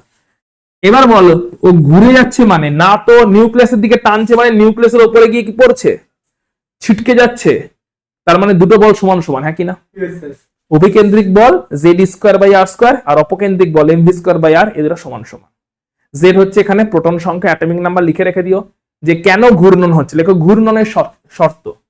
ঘূর্ণনের শর্ত, কেন ইলেকট্রনটা ঘুরছে, নিউক্লিয়াসের চারপাশে ইলেকট্রন কেন ঘুরছে, তার শর্তটাই হচ্ছে এটা, যে নিউক্লিয়াসের চারপাশে ইলেকট্রনটা ঘুরছে তার কারণ সেন্ট্রিফিউগাল ফোর্স, যেটা কিনা অভিকেন্দ্রিক বল টুয়ার্ডস নিউক্লিয়াস, z²/r²। জেডটা হচ্ছে অ্যাটমিক নাম্বার আমরা জানি, ইটা হচ্ছে ইলেকট্রনের চার্জ, আরটা হচ্ছে দূরত্ব, যে দূরত্বে ইলেকট্রনটা ঘুরছে, ইকুয়াল টু mv²/r। এম হচ্ছে ভর, ভি হচ্ছে গতিবেগ, আর হচ্ছে দূরত্ব বা ব্যাসার্ধ। তাহলে অভিকেন্দ্রিক বল বা সেন্ট্রিফিউগাল ফোর্স আর অপকেন্দ্রিক সেন্ট্রিপেটাল ফোর্স, অভিকেন্দ্রিক বল বা সেন্ট্রিপেটাল ফোর্স আর অপকেন্দ্রিক বল বা সেন্ট্রিফিউগাল ফোর্স, এই দুটো ফোর্স বা বল একে অপরের সঙ্গে সমান সমান হয়ে গেছে, তাই ইলেকট্রন ঘুরছে। ক্লিয়ার? যদি এই দুটো বলের মধ্যে বুদ্ধি করে বলো অভিকেন্দ্রিক বল বেশি হয়ে যায় তাহলে কি হবে? নিউক্লিয়াসের উপরে গিয়ে হুমড়ি খেয়ে পড়বে এক সময়। অপকেন্দ্রিক বল বেশি হয়ে গেলে কি হবে? ছিটকে যাওয়া থেকে আস্তে আস্তে দূরের দিকে যেতে শুরু করবে। ক্লিয়ার? চলো, অর্থাৎ অভিকেন্দ্রিক বল বেশি হয়ে গেলে বলো এই সিনটা হবে, হ্যাঁ কি না? অপকেন্দ্রিক বল বেশি হয়ে গেলে বলো এই সিনটা হবে, হ্যাঁ কি না? ক্লিয়ার? কন্ডিশনটা লিখে নিয়ে এখান থেকে ভি স্কয়ারের মানটা বের করা হয়েছে, জাস্ট ইকুয়েশন গুলো লিখে রাখো, আর কিচ্ছু না। কোনটা অভিকেন্দ্রিক বল কোনটা অপকেন্দ্রিক বল তাদের ইকুয়েশনটা, এদেরকে সমান হতে হবে, এদেরকে সমান হতে হবে, এটাই শর্ত। এটা যদি সমান হয় তাহলেই তো হচ্ছে তোমার ঘূর্ণনটা কন্টিনিউ আছে। অভিকেন্দ্রিক বল এবং অপকেন্দ্রিক বল সমান সমান হলে ঘূর্ণনটা কন্টিনিউ আছে। চেঞ্জ করছি? বেশ। এবার এখান থেকে আর কি কি আমরা জানতে পারি? এখান থেকে ভি স্কয়ার টি স্কয়ার যেগুলো বার করেছি সেইখান থেকে বোরের তত্ত্ব অনুযায়ী, আবার বোরের তত্ত্ব থেকে এটাও পাই mvr = 10h/2π পাই কিনা বলো? এটা 3 নাম্বার ইকুয়েশনে দেখেছি mvr ইকুয়াল টু nh/2 একটু আগে আবার আমরা v বের করেছি, v স্কয়ার বের করেছি z স্কয়ার বাই mr, তাহলে এখান থেকে v ও পাবো, v স্কয়ার হয়েছে z স্কয়ার বাই mr, এখান থেকে v ও পাবো। আবার এখান থেকে mvr এই v এর জায়গায় ওই v কে বসিয়ে দিতে পারবো। এই সব কিছু করে ক্যালকুলেশনস করে সবকিছু করে ক্যালকুলেশনসের প্রয়োজন নেই, শেষ পর্যন্ত ব্যাসার্ধের ভ্যালু পাওয়া যায়, এটা লিখে রাখো। ক্যালকুলেশনসটা পুরো করা হয়, যে ক্যালকুলেশন যে ইকুয়েশন গুলো ইউজ করা হচ্ছে সেই ইকুয়েশন গুলো লিখে রাখো। 1 নাম্বার ইকুয়েশন লিখেছো সেটা হচ্ছে v square is equal to z square by mr, হ্যাঁ কি না? 2 নাম্বার ইকুয়েশন লিখবে mvr ইকুয়াল টু nh/2 এই দুটো ইকুয়েশন করে পারমুটেশন কম্বিনেশন করে ক্যালকুলেশনস করে বাড়িতে ট্রাই করতে পারো, আর শেষ পর্যন্ত r এর ভ্যালু এটা বেরোবে, r এর ভ্যালুটা লিখে রাখতে পারো। বাকি এই ডেরিভেশনস গুলো অত প্রয়োজন নেই, এগুলো স্কিপ করতে পারো। বলো এইটা তাহলে কোন এটা হচ্ছে বোর্ড ক্যালকুলেশনস করে বের করেছিল, যে ক্যালকুলেশনসটা আমাদের সিলেবাসে আপাতত নেই। এটা বেসিক্যালি ফিজিক্সের রোটেশনাল মোশন থেকে পাওয়া যায়, যে ঘূর্ণনের শর্ত বা রোটেশনের শর্ত থেকে এইটা পাওয়া যায়, যেটাকে বোর্ড জাস্ট ইউজ করেছিল। কেউ কি বলতে পারে বোর্ড যে নোবেল প্রাইজ পেয়েছিলেন কোন সাবজেক্টে নোবেল প্রাইজটা পেয়েছিলেন? ফিজিক্সে, কারণ এই সমস্ত কনসেপ্টগুলো ফিজিক্সের কনসেপ্ট। রোটেশন কেমন করে হচ্ছে, ঘূর্ণন কেমন করে হচ্ছে, ঘূর্ণনের শর্ত দিয়ে দুটো বলকে ইকুয়াল হতে হবে, এগুলো সব ফিজিক্সের কনসেপ্ট। ঠিক আছে, তাহলে একটা হচ্ছে এই ইকুয়েশনটা 2 নাম্বার ইকুয়েশন দিয়ে রাখতে পারো, আর একটা হচ্ছে এই ইকুয়েশনটা 1 নাম্বার ইকুয়েশন দিতে পারো। এটা আসছে কোত্থেকে? আবার এই অভিকেন্দ্রিক অপকেন্দ্রিক ইকুয়াল করলে, অভিকেন্দ্রিক অপকেন্দ্রিক ইকুয়াল করলে এটা আসছে, আর সেখান থেকে আসছে হচ্ছে 2 নাম্বারটা বোরের তত্ত্ব থেকে আসছে। এই দুটোকে ইকুয়াল করলে ফাইনালি এখান থেকে রেডিয়াস বা ব্যাসার্ধর ভ্যালু বেরোয়। এখান থেকে v এর যা মান পাওয়া যাচ্ছে, v স্কয়ার যা যা করা হচ্ছে দেখে ইকুয়েট করা হয়েছে, ফাইনালি r এর মান। এটা বাড়িতে ট্রাই করতে পারো, ডেরিভেশন অথবা না করলেও চলবে। r ইজ ইকুয়াল টু, অর্থাৎ ব্যাসার্ধের ফর্মুলা বের হচ্ছে n square h square by 4 pi square mz square. এর মধ্যে ভ্যারিয়েবল কারা কারা, চেঞ্জ কারা কারা হবে?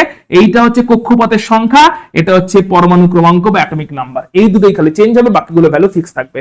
বাকিগুলো ভ্যালু ফিক্স পুট করে দিলে এটাই দাঁড়িয়ে যায়, অর্থাৎ ধরলাম n এর ভ্যালু 1 পুট করলাম আর z এর ভ্যালু 1 পুট করলাম, তাহলে বাকি ভ্যালুটা দাঁড়িয়ে যায় 0.529 অ্যাংস্ট্রম।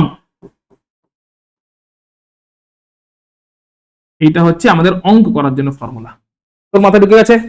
কোত্থেকে কি এসছে তোর মাথায় ঢুকেছে? পুরোটা মাথায় ঢুকেছে তো?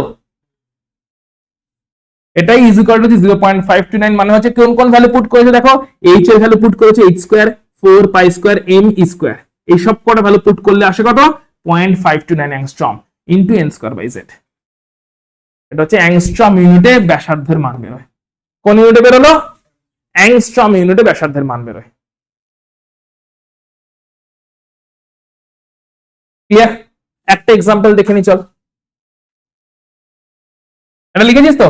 চল এখানে এক্সাম্পল 1 করে নি। এক্সাম্পল 1 করলাম, ধর হাইড্রোজেন অ্যাটমের প্রথম সেকেন্ড অরবিটের ব্যাসার্ধ, হাইড্রোজেন অ্যাটম তার সেকেন্ড অরবিট, তাহলে কি হবে? 0.529 ইনটু হাইড্রোজেন অ্যাটমের সেকেন্ড অরবিট, সেকেন্ড অরবিট মানে n হবে 2, এনটাই তো অরবিট নাম্বার, শেল নাম্বার, কক্ষ নাম্বার, আর হাইড্রোজেন মানে অ্যাটমিক নাম্বার বা পরমাণু ক্রমাঙ্ক 1, 2 square by 1, that is 4 into 0.529 angstrom. বেরিয়ে গেল, যেটা বেরোবে। এক্সাম্পল 2 দেখে নি একটা, ধর বললো হিলিয়াম আয়নের ফার্স্ট অরবিট। হিলিয়াম আয়ন মানে পরমাণু ক্রমাঙ্ক z হবে 2 আর ফার্স্ট অরবিট মানে n হবে 1, 0.529 into 1 স্কয়ার বাই 2,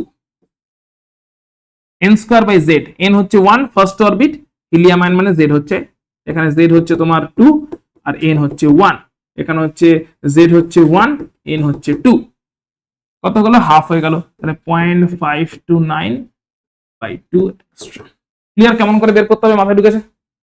এগুলো বের করতে হবে এরকমই, যে হিলিয়াম আয়নের ফার্স্ট অরবিট, হিলিয়াম আয়নের থার্ড অরবিট, হিলিয়াম আয়নের সেকেন্ড অরবিট, হাইড্রোজেন আয়নের থার্ড অরবিট, হাইড্রোজেন আয়নের ফোর্থ অরবিট।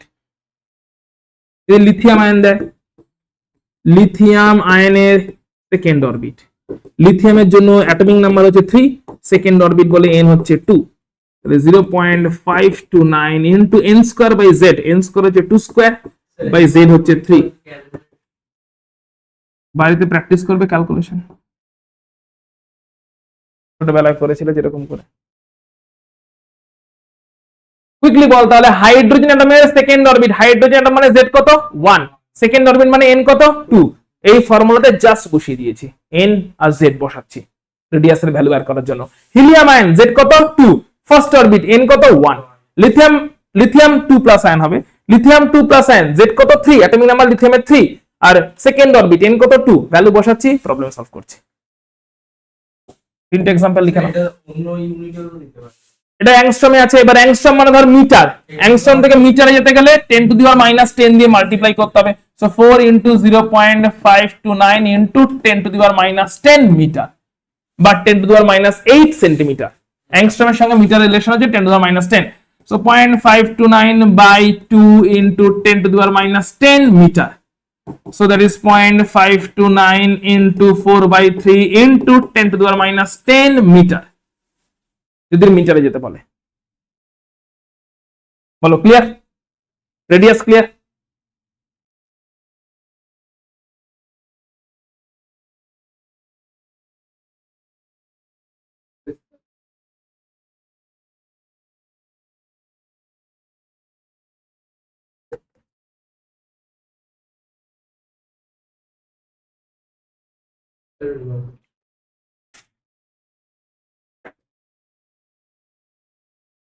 ক্লিয়ার তো?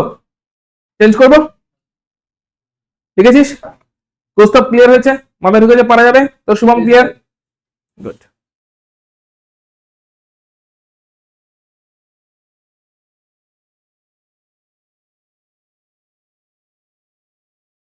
এইটাই বের করেছে, 0.529 বের করেছে। দেখ কার কার ভ্যালু বসিয়েছে একবার দেখে নে। দেখ হাইড্রোজেনের জন্য ফার্স্ট অরবিট যদি হয় n কত হবে লিখতে হবে না, এটা লেখার দরকার নেই। n কত হবে হাইড্রোজেনের যদি ফার্স্ট অরবিট হয় n কত? n হচ্ছে 1। এই যে হাইড্রোজেনের জন্য ফার্স্ট অরবিট n হচ্ছে 1। হাইড্রোজেনের জন্য z কত? 1। হাইড্রোজেনের জন্য z হচ্ছে 1। তাহলে কার কার ভ্যালু বসিয়েছে? 8 square 6.626 into 10 to the -27 square. সিজিএসসি আছে, বললাম না সিজিএসসি আছে, তাই এক্স ফাইলটা নেই, সিজিএসসি আছে, আর গিয়ে আছে না ওই জন্য। তাহলে 8 স্কয়ার হয়ে গেল by 4 into pi square, 4 into 3.14 এর হোল স্কয়ার, পাই এর ভ্যালু। m হচ্ছে ইলেকট্রনের মাস, z তো 1, e স্কয়ার, e হচ্ছে ইলেকট্রনের চার্জ। ইলেকট্রনের চার্জ কি কুলম্ব বসিয়েছে? 1.6 বসিয়েছে, 1.6 ইনটু 10 টু দ্য -19 কুলম্ব সিজিএসএ বসিয়েছে, তাই এপসাইলনটা নেই। ঠিক আছে, এই সব কটা ভ্যালু বসালে এইটা আসে 10 to the -8 centimetre. 10 to the -8 centimetre K angstrom বলা হয়, দিস মাচ অ্যাংস্ট্রম। এটা এক্ষুনি আমরা বের করে দেখলাম। n কে 1 বসিয়েছে, z কে 1 বসিয়েছে, তাহলে হাইড্রোজেনের জন্য ফার্স্ট অরবিট তার রেডিয়াস কত হবে? সব কটা ভ্যালু পুট করে দিলে পাওয়া গেল 0.529 অ্যাংস্ট্রম, যেটা এক্ষুনি আমরা দেখেছি। ঠিক আছে, লিখে রেখে দাও r1 যেটা r1 smaller that is r1 যেটা r1টাকেই বলা হয়, r1টাকেই বলা হয় হাইড্রোজেন অ্যাটমের ফার্স্ট অরবিট, যেটা হচ্ছে 0.529 অ্যাংস্ট্রম। কোথাও যদি r1 লেখা থাকে তাহলে এটাই বুঝবে, r1টাকেই বলা হয় হাইড্রোজেন অ্যাটমের ফার্স্ট অরবিট, যেটা হচ্ছে 0.529 অ্যাংস্ট্রম। ঠিক আছে,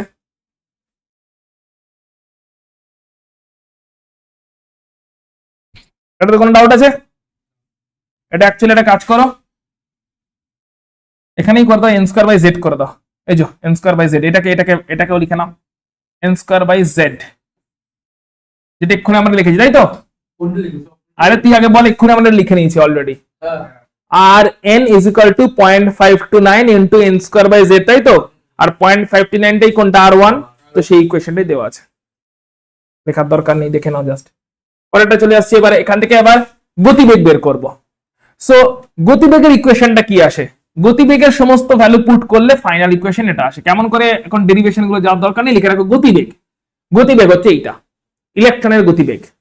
ডেরিভেশনটা স্কিপ করতে পারো, জাস্ট ফর্মুলাটা দেখো। ইলেকট্রনের গতিবেগ, প্রথমটা হেডিং দিয়ে দিও ইলেকট্রনের ব্যাসার্ধ।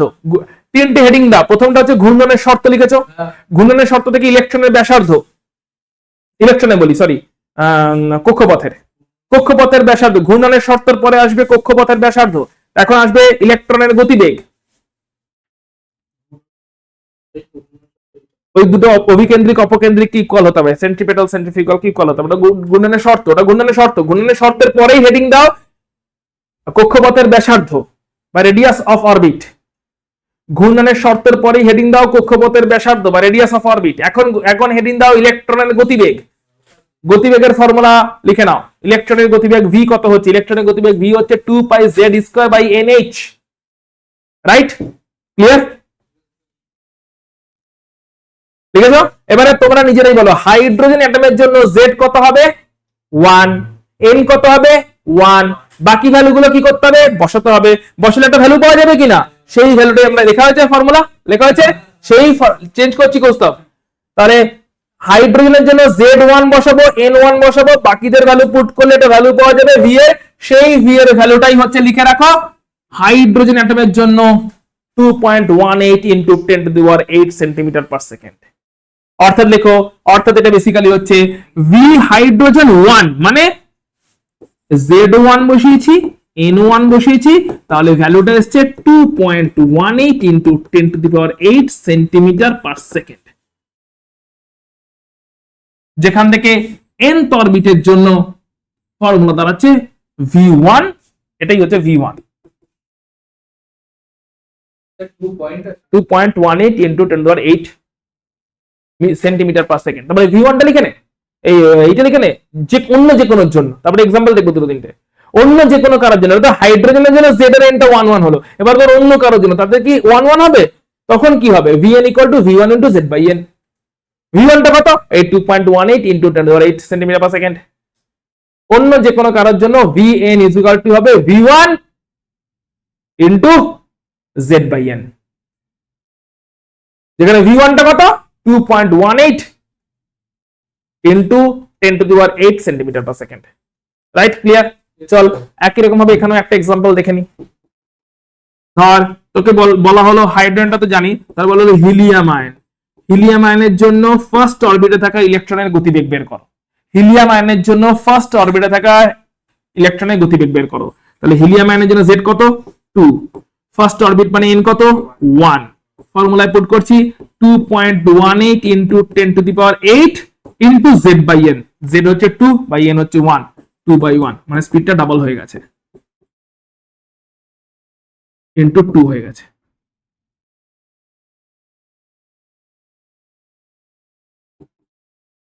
ক্লিয়ার? আমাদের ঢুকেছে? এটাই তো প্রথমটার অরবিট, প্রথমটার গতিবেগ, তাই না? তাহলে প্রথমটার গতিবেগ v1 ইনটু 2 বাই 1 হবে। 2 কেন হলো, হিলিয়ামের জন্য হিলিয়াম হচ্ছে 2 আর n হচ্ছে ফার্স্ট অরবিট বলেছে 1, তাহলে হিলিয়ামের, তার মানে হিলিয়াম আয়নের প্রথম মানে হাইড্রোজেন অ্যাটমের প্রথম অরবিটে থাকা ইলেকট্রনটা যে স্পিডে ঘোরে, হিলিয়াম আয়নের প্রথম অরবিটে থাকা ইলেকট্রনটা তার ডাবল স্পিডে ঘুরছে। Yes or no? এটার মানে এটাই দাঁড়ায় না যে হাইড্রোজেন অ্যাটমের প্রথম অরবিটে থাকা ইলেকট্রনটা যে স্পিডে ঘুরছে, হিলিয়াম আয়নের প্রথম অরবিটে থাকা ইলেকট্রনটা তার ডাবল স্পিডে ঘুরছে। ক্লিয়ার? Velocity clear? চেঞ্জ করব, এনার্জিতে যাচ্ছি তাহলে। আচ্ছা এগুলো হচ্ছে কি আছে, আচ্ছা এইটা একটা লিখে রেখে দিও, এটা হচ্ছে, এটা লিখবে, এটা হচ্ছে আবর্তন সংখ্যা, প্রতি সেকেন্ডে আবর্তন সংখ্যা মানে rpm, rotation per minute, rotation rps, rotation per second, rotation per second of electron, ইলেকট্রনের rotation per second of electron. অর্থাৎ একটা ইলেকট্রন, তাকে এর মানেটা কি, তাকে একটা মানেটা কি, এক সেকেন্ডে কতগুলো রোটেশন লাগাচ্ছে, আচ্ছা আচ্ছা, এক সেকেন্ডে কতটা ঘুরছে, কতগুলো পাক লাগাচ্ছে, এক সেকেন্ডে কতগুলো পাক লাগাচ্ছে। পাক লাগাচ্ছে। তার ফর্মুলা হবে তাহলে প্রতি সেকেন্ডে আবর্তন সংখ্যা বা rotation per second is equal to velocity by circumference. Formula দেখো ভেলোসিটি বাই সারকামফারেন্স দিয়ে এটা ফাইনালি লিখে নাও, ভেলোসিটি বাই সারকামফারেন্স, ইলেকট্রনের ভেলোসিটি বাই সারকামফারেন্স, বেগ বাই পরিধি, velocity by circumference. R PS এর পুরো কথা লিখবি নালে বুঝতে পারবি না, তুই বাংলায় লেখ, তাও লিখে রাখ, এইটা লিখ না, তোর তো বাংলায় লেখা আছে n তম কক্ষে ঘূর্ণায়মান ইলেকট্রনের প্রতি সেকেন্ডে আবর্তন সংখ্যা, n তম কক্ষপথে ঘূর্ণায়মান ইলেকট্রনের প্রতি সেকেন্ডে আবর্তন সংখ্যা। তুই লিখবি কি, rotation per second of electron in nth orbit, rotation per second of electron in nth orbit. তার ফর্মুলা কি দাঁড়াচ্ছে, ভেলোসিটি বাই সারকামফারেন্স।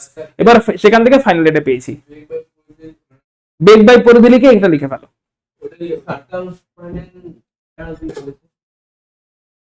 টাকা এদিকে, এক সেকেন্ডে ইলেকট্রন কতটা ঘোরে,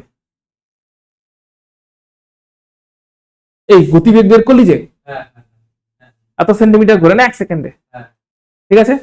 তাহলে বুদ্ধি করে বল, ইলেকট্রন এত সেন্টিমিটার ঘোরে কত সেকেন্ডে? 2.18 ইন্টু 10⁸ সেন্টিমিটার যায় 1 সেকেন্ডে, তাহলে 1 সেকেন্ডে এতটা যায়। এবার এতটা মানে কতগুলো পাক লাগাচ্ছে, ও তাহলে পাক, একটা পাক মানে কত 2 পাই আর, হ্যাঁ কি না? পরিধি কত 2 পাই আর, তাহলে একটা পাক মানে 2 পাই আর, তাই তো? এক পাক মানে 2 পাই আর মানে এক পাক, তাহলে এত সেন্টিমিটার মানে কতগুলো পাক বাই করতে হচ্ছে, ঠিক আছে?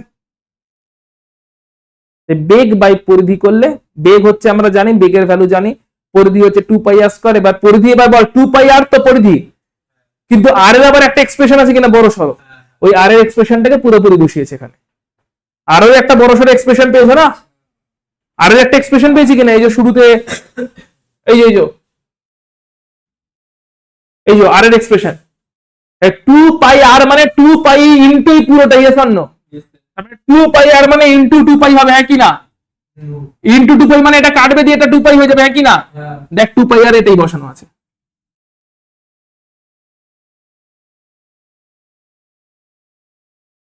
কেটে 4 পাই স্কয়ারটা কেটে 2 পাই হয়ে গেছে। তো এটা হচ্ছে 2 পাই আর, যেটা হচ্ছে তোমার সারকামফারেন্স বা পরিধি। এটা হচ্ছে বেগ, যেটার এক্সপ্রেশন একটু আগে দেখেছি ভি। সো বেগ বাই পরিধি বা ভেলোসিটি বাই সারকামফারেন্স করে কাটাকাটি করে ফাইনালি দাঁড়াচ্ছে এই এক্সপ্রেশনটা। এক্সপ্রেশনটা লিখে নিও।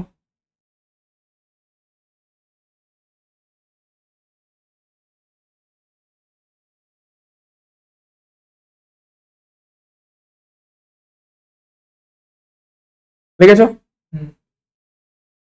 এক্সপ্রেশনটা লেখা হয়েছে, লেখা হয়েছে বেগ বাই পরিধি ভেলোসিটি বাই সারকামফারেন্স, সেটা হচ্ছে ফাইনালি দাঁড়াচ্ছে এইটা। বেগের এক্সপ্রেশন একটু আগে পেয়েছো 2 পাই আর করে, সারকামফারেন্স বা পরিধি পেয়েছো, কাটাকাটি করে এটা দাঁড়াচ্ছে। এটা কি রোটেশন পার সেকেন্ড, 1 সেকেন্ডে কতগুলো পাক লাগাচ্ছে। চলে আসছে এবার মোট শক্তি। মোট শক্তির মান লিখে রাখো, মোট শক্তি E ইজ ইকুয়াল টু, এটা এক্সপ্রেশনটা লেখো।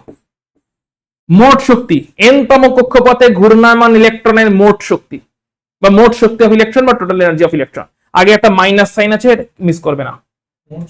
হ্যাঁ, আমরা কি বলেছি, বোর কক্ষপথে যখন ইলেকট্রন ঘুরছে তার মোট শক্তির মান স্থির কি না স্থির? মোট শক্তির মান স্থির। স্থির শক্তির কক্ষপথে ঘুরছে, ইলেকট্রনের শক্তি স্থির, এটা বোর্ড থেকে পড়ে আসছে কিনা? বোর্ডের সেকেন্ড পয়েন্ট এটা ছিল, রাইট? সেকেন্ড পয়েন্ট কি ছিল? সেকেন্ড পয়েন্ট ছিল ইলেকট্রনটা যখন ঘুরছে তখন তার শক্তির মান, ওই স্থির শক্তির মানটা কত? ও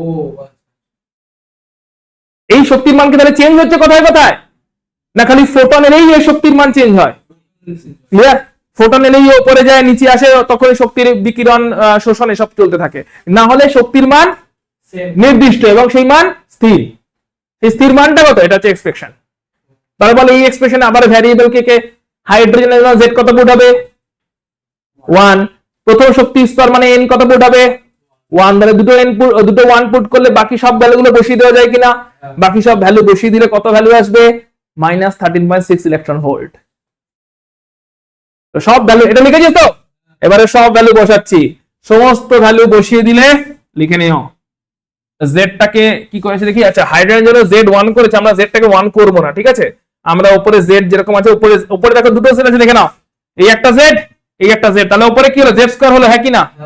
তাহলে এখান থেকে লিখে রাখো En ইজ ইকুয়াল টু, যদি ইলেকট্রন ভোল্ট এককে হয় তাহলে -13.6 Z square by N square electron volt.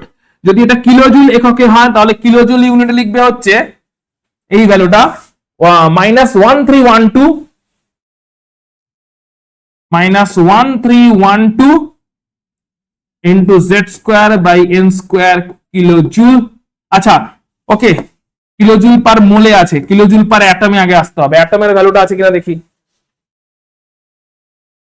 এটা কিলোজুল পার মোল আছে, কিলোজুল পার অ্যাটমটা ওই ভ্যালুটা দেখে বলতো একটু বইটা খুলে, ওই গ্রাফের একদম নিচে যে ভ্যালুটা ছিল 21 কত একটা ছিল না, -21, এগুলো সবই electron volt per atom. 2176 into 10⁻10 না 21 কতটা ছিল, কত আসছে দেখেছিল বলতো দেখি কত ছিল।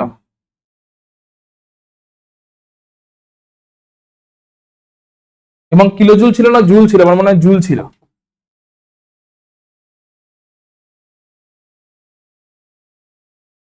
গ্রাফের নিচের দিকে ছিল, গ্রাফের নিচেরটা একদম, ওই গ্রাফটার একদম নিচের ভ্যালুটা 13.6 এর -2176 ইন্টু 10⁻21 জুল, তাই তো? তার মানে দেখো, যদি ইলেকট্রন ভোল্ট এককে হয় -13.6 into Z square by N square electron volt per atom. একটা অ্যাটমের জন্য আমরা কত অ্যাটম নিয়ে কাজ করছি? এবার যদি 1 মোল অ্যাটম নিতে হয় তাহলে কি হবে? ও 6.0 অ্যাভোগাড্রো নাম্বার মাল্টিপ্লাই হবে না, মাল্টিপ্লাই হলে এটা আসবে, কারণ এটা পার মোল। ঠিক আছে, হিসাব আলাদা আলাদা আছে। আমরা এখন পর্যন্ত কত অ্যাটম নিয়ে কাজ করছি? এখনো পর্যন্ত যা করছি সবই একটা অ্যাটমের কাজ করছি না? তাহলে একটা অ্যাটমের জন্য এনার্জি কত হবে? এনার্জির এক্সপ্রেশনটা হচ্ছে এটা। এবার একটা অ্যাটমের জন্য এনার্জির মানটা বের হচ্ছে -13.6 into Z square by N square. একক যদি ইলেকট্রন ভোল্ট হয় পার অ্যাটম, একক যদি জুল হয় this much joule per atom. Yes or no? এটা একটা অ্যাটমের জন্য। কিন্তু যদি 1 মোল অ্যাটম হয়, 1 মোল মানে কি একটা অ্যাটম না অ্যাভোগাড্রো নাম্বার অফ অ্যাটম? তাহলে তাকে অ্যাভোগাড্রো নাম্বার দিয়ে মাল্টিপ্লাই করতে হবে কিনা? একটা অ্যাটমের জন্য যদি এত হয় তাহলে অ্যাভোগাড্রো অ্যাটমের জন্য কতগুলো হবে? মাল্টিপ্লাই করতে হবে কিনা? তাহলে এটা পার অ্যাটম আছে, লিখে নাও এক্সপ্রেশনটা, তারপরে অ্যাভোগাড্রোর জন্য লিখছি। বইতে কিন্তু একটু কনফিউজিং আছে, এইখান থেকে ফর্মুলাগুলো সবকটা মাথায় রাখার চেষ্টা করবে। এই ফরওয়ার্ড এইটা এইটা হচ্ছে ইলেকট্রনের পোটেনশিয়াল এনার্জি আর কাইনেটিক এনার্জিকে অ্যাড করে। এবার ইলেকট্রনের পোটেনশিয়াল এনার্জি কত? ইলেকট্রনের পোটেনশিয়াল এনার্জি হচ্ছে নিউক্লিয়াসটা ইলেকট্রনটাকে ইনফিনিটি থেকে নিজের রেডিয়াসে টেনে আনার জন্য যে ওয়ার্ক ডান করেছে, work done equal to force into displacement হবে।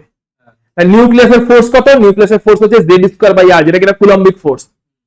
ঠিক, কুলম্বের অ্যাট্রাকশন যেটা, ওটা হচ্ছে নিউক্লিয়াসের force Z square by R, Z square by R square, যেটা কিনা তোমার অভিকেন্দ্রিক বল, সেন্ট্রিপেটাল ফোর্স। যেটা সেন্ট্রিপেটাল ফোর্স এর নিউক্লিয়াসের ফোর্স, ওটা ভ্যালু কত? Z square by R square, right? ওই আকর্ষণে টানছে, ওটা ফোর্স। কত ডিসটেন্স টানছে? একদম ইনফাইনাইট থেকে রেডিয়াস অবধি, যে রেডিয়াস ওকে প্লেস করছে ওই ডিসটেন্সটাকে টেনে আনছে। তাহলে ফোর্স ইনটু ডিসপ্লেসমেন্ট করলে ওয়ার্ক ডান পাওয়া যাবে। ওই ওয়ার্ক ডানটা হচ্ছে ইলেকট্রনটার পোটেনশিয়াল এনার্জি, তার সঙ্গে হাফ এমভি স্কয়ার অ্যাড করলে ইলেকট্রনটার কাইনেটিক এনার্জি, এই পোটেনশিয়াল কাইনেটিককে অ্যাড করলে টোটাল এনার্জি। মাথায় ঢুকেছে? অর্থাৎ ইলেকট্রনটার মধ্যে পোটেনশিয়াল এনার্জি কতটা, নিউক্লিয়াস যতটা ওয়ার্ক ডান করে ওই ইলেকট্রনটাকে ইনফাইনাইট থেকে নিজের অরবিটে নিয়ে এসছে, ওই ওয়ার্ক ডানটাই ইলেকট্রনের মধ্যে অ্যাজ আ পোটেনশিয়াল এনার্জি বা স্থিতিশক্তি স্টোর হয়ে গেছে, সঞ্চিত হয়েছে, একই না? কারণ কার্য যেটা করা হয়, ওয়ার্ক ডান যেটা করা হয়, ওটাই স্থিতিশক্তি হিসেবে সঞ্চিত হয়, পোটেনশিয়াল এনার্জি হিসেবে সঞ্চিত হয়, রাইট? স্টোর হয়ে যায়। তাহলে পোটেনশিয়াল এনার্জি প্লাস ইলেকট্রনটা ঘুরছে বলে কাইনেটিক এনার্জি, দুটো সামেশন করলে টোটাল এনার্জি। ঠিক আছে, এটা ক্লিয়ার? এবারে 1 মোলের জন্য কি লিখবে তাহলে? এটাকে Z1 করে দিয়েছে, আমরা 1 মোলের জন্য জেডটাকে 1 করব না। 1 মোলের জন্য আমরা লিখব -1312 into Z square by N square, kilojoule per mole করব এখন, যেখানে কিনা অ্যাভোগাড্রো নাম্বার দিয়ে মাল্টিপ্লাই করে নিয়েছি। আমরা অ্যাভোগাড্রো নাম্বার দিয়ে আমরা মাল্টিপ্লাই করে নিয়েছি।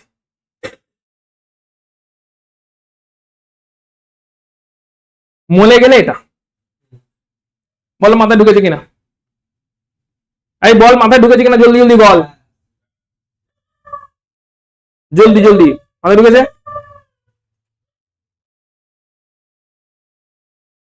পুরোপুরি মাথায় ঢুকেছে? দুটো এক্সাম্পল করে নিচ্ছ।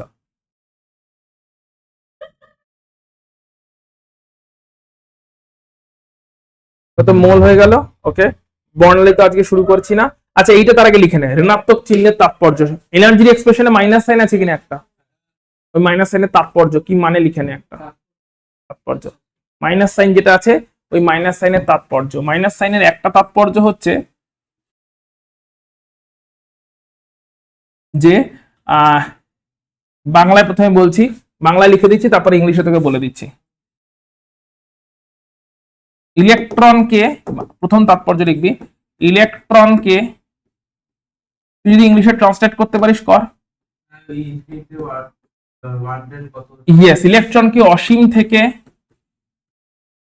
আর দূরত্বের ব্যাসার্ধ, আর দূরত্বের কক্ষপথে, ইলেকট্রনকে অসীম থেকে আর দূরত্বের কক্ষপথে আকর্ষণ করে আবর্তন করানোর জন্য নিজের চারপাশে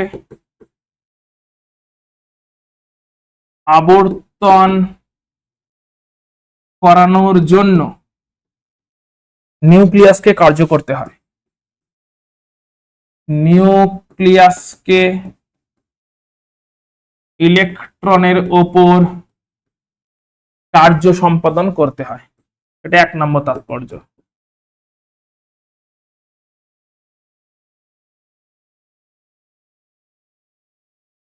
তুই কি লিখবি?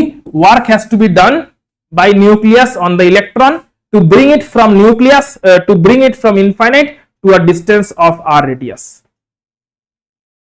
ঠিক আছে অভিনব, ঠিক আছে। পরেরটা হচ্ছে ইলেকট্রনকে আর দূরত্বের কক্ষপথ থেকে অসীমে পাঠানোর জন্য, উল্টোটা যদি করতে হয়, অসীমে পাঠানোর জন্য বহিস্থ এজেন্সির বাংলা কি হবে রে?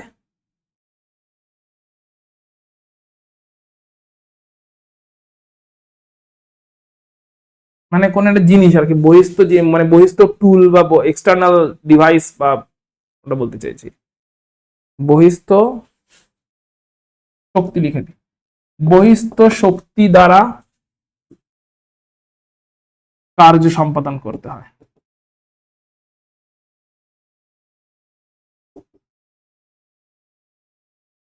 এর ইংলিশ কি লিখবি?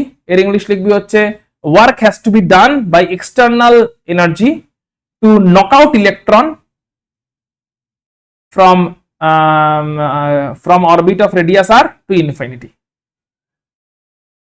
আরে এই তিনটে দুটো থেকে বোঝা যায় নিউক্লিয় শক্তি,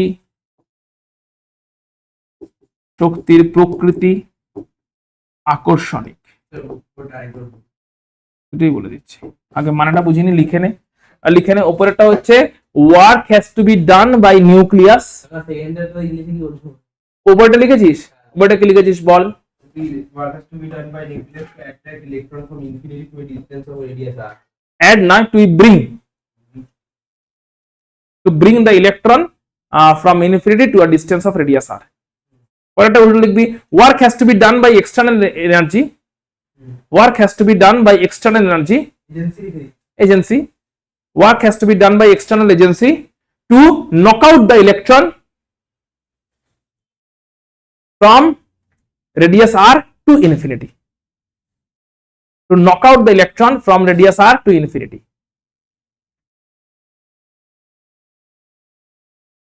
আর থার্ড পয়েন্টে লিখবি nuclear force is attractive in nature. Nuclear force হচ্ছে অ্যাট্রাকটিভ ইন নেচার। তো এইগুলো মানে কি দাঁড়ালো? মানেটা ভালো করে দেখে নাও।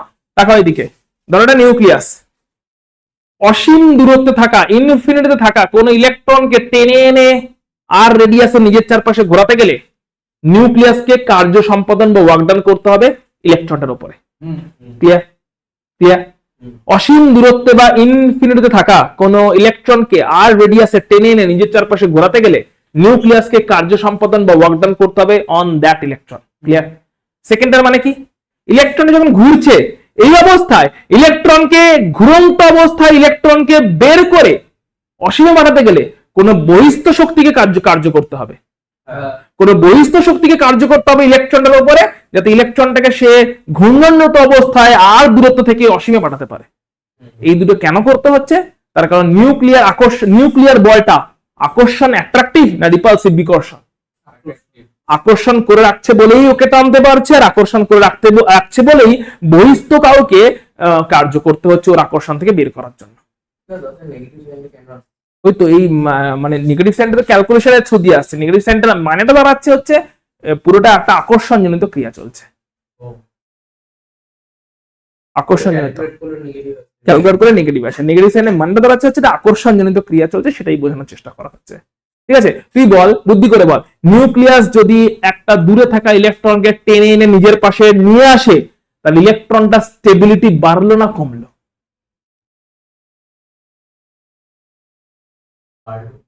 স্টেবিলিটি বাড়লে শক্তির মান কমবে না বাড়বে? শক্তির জন্য ইলেকট্রনটা যখন ইনফিনিটিতে ছিল ওর শক্তি 0 অবস্থায় ছিল ধরা হয়। অসীমে থাকা ইলেকট্রনের কোনো শক্তি নেই, 0। ওকে যখন নিউক্লিয়াস নিজের বাড়িতে এনে জায়গা দিল, ও স্থায়িত্ব বাড়লো না কমলো? স্থায়িত্ব বাড়লে শক্তি কমলো না বাড়লো? 0তে ছিল, তার থেকে শক্তি কমেছে। Calculation simple. এটা কেন হলো? নিউক্লিয়াস আকর্ষণ দেখাচ্ছিল না বিকর্ষণ দেখাচ্ছিল? এটাই ফাইনালি বুঝতে পারা যাচ্ছে, আকর্ষণ দেখাচ্ছিল বলে টান টেনে নিজের বাড়িতে রেখেছে। ওকে, আচ্ছা আমরা এবার দুটো তিনটে এক্সাম্পল দেখে নিয়ে আগে ক্লাসে শেষ করব। এক্সাম্পল 1, হাইড্রোজেন অ্যাটমের সেকেন্ড অরবিটের এনার্জি। সবই একটা অ্যাটমের জন্য চলছে, মোলের জন্য যাচ্ছি না। তাহলে -13.6 into Z square by N, এখানে জেড হচ্ছে 1, এন হচ্ছে 2, Z square by N square, that is -13.6 into 1/4 electron. কোনো ডাউট থাকলে বলবে। হাইড্রোজেন অ্যাটমের সেকেন্ড অরবিট, সেকেন্ড কক্ষপথ, তার energy Z square by N square, Z এর মান 1, এন এর মান 2 বসিয়ে দিয়েছি। সেকেন্ড এক্সাম্পল একটা করো। লিথিয়াম 2+ আয়নের থার্ড অরবিট, তার শক্তি। লিথিয়াম 2+ আয়ন মানে জেড হচ্ছে 3, এন হচ্ছে 3, কেটে যাবে, কাটবে কিনা? তাহলে -13.6 ইলেকট্রন ভোল্টই থাকছে, হ্যাঁ কিনা? Yes or no? 3 square by 3 square হবে, কাটবে কিনা? লিথিয়াম আয়নের পাশে তুই ব্র্যাকেটে এটা লিখছিস না কিন্তু, কত number orbit? Energy of lithium, yes third orbit. এইভাবেই লেখা থাকে কোশ্চেন, এইভাবেই আসবে, বুঝতে হবে। লিথিয়াম 2+ আয়ন বলেছে আর 3 বলেছে, মানে এটা অরবিট নাম্বার বা কত নাম্বার অরবিট সেটা বলছে, এন এর ভ্যালুটা বলে দিচ্ছে। ক্লিয়ার হয়েছে? এক্সাম্পল নাম্বার 3 আমরা দেখব হচ্ছে আয়োনাইজেশন এনার্জি। আয়োনাইজেশন এনার্জির মানেটা কি আগে বুঝতে হবে। আয়োনাইজেশন এনার্জি মানে হচ্ছে এই শক্তি পার্থক্যটাকে বলে আয়োনাইজেশন এনার্জি। অসীম আর প্রথম স্তর, অসীমের শক্তি, অর্থাৎ আয়োনাইজেশন করা মানে কি? ইলেকট্রনটাকে প্রথম স্তর থেকে অসীমে পাঠানো। নিউক্লিয়ার ক্যাপচার থেকে বের করার জন্য কতটা এনার্জি লাগছে, মানে প্রথম স্তর থেকে অসীমে পাঠাতে কতটা এনার্জি লাগছে। ক্লিয়ার? আচ্ছা এবার প্রথম স্তরের শক্তি আমি বার করতে পারবো E1, অসীমে পাঠাতে কতটা শক্তির মান বার করতে পারবো? তাহলে প্রথম স্তরের শক্তির মান বের করতে পারবো, এখনই বের করছি। অসীমের শক্তি বের করতে পারবো, এখনই বের করছি। এই দুটো শক্তি পার্থক্যের সমান পরিমাণ শক্তি লাগবে কিনা ওকে পাঠাতে গেলে? কোয়ান্টাইজেশন তো তাই বলে। তাহলে কতটা পরিমাণ শক্তির ফোটন লাগবে? এই ই ইনফিনিটি আর E1, এই দুজনের শক্তি পার্থক্যের সমপরিমাণ শক্তির ফোটনকে আসতে হবে ইলেকট্রনটাকে বের করে অসীমে পাঠাতে গেলে, হ্যাঁ কিনা? ওই শক্তিকে বলা হয় আয়োনাইজেশন এনার্জি। ক্লিয়ার? তাহলে কেমন করে বের করব? ই ইনফিনিটিকে প্রথমে লিখছি। আচ্ছা ই ইনফিনিটি মানে এটা হচ্ছে হাইড্রোজেন অ্যাটমের জন্য, ধরে নিচ্ছি হাইড্রোজেন অ্যাটম। ই ইনফিনিটি মানে কি লিখতে পারি বল? -13.6 into Z square by N স্কোয়ারটা ইনফিনিটি স্কোয়ার হবে, হ্যাঁ কিনা? ই ইনফিনিটি হাইড্রোজেন অ্যাটমের জন্য কত লিখবো বল? তারপর আগে লিখবো না, ইন্টু হাইড্রোজেন অ্যাটম। হাইড্রোজেন অ্যাটমের জন্য কত লিখবো বল? Z1 1 স্কয়ার বাই কত নম্বর স্তরে? 2 নম্বর। কত নম্বর স্তরে পাঠাচ্ছি? অসীম। তাহলে এখানে কত নম্বর স্তর লিখবো? এখানে তাই লিখেছি, অসীম স্কয়ার। অসীম স্কয়ার অসীমই হবে। 1 বাই অসীম কত হবে? 1 বাই অসীম কত হয়? 1 বাই 0। 1 বাই অসীম কত হয় তাহলে? 0। 1 বাই ইনফিনিটি, তাহলে পুরোটা কত?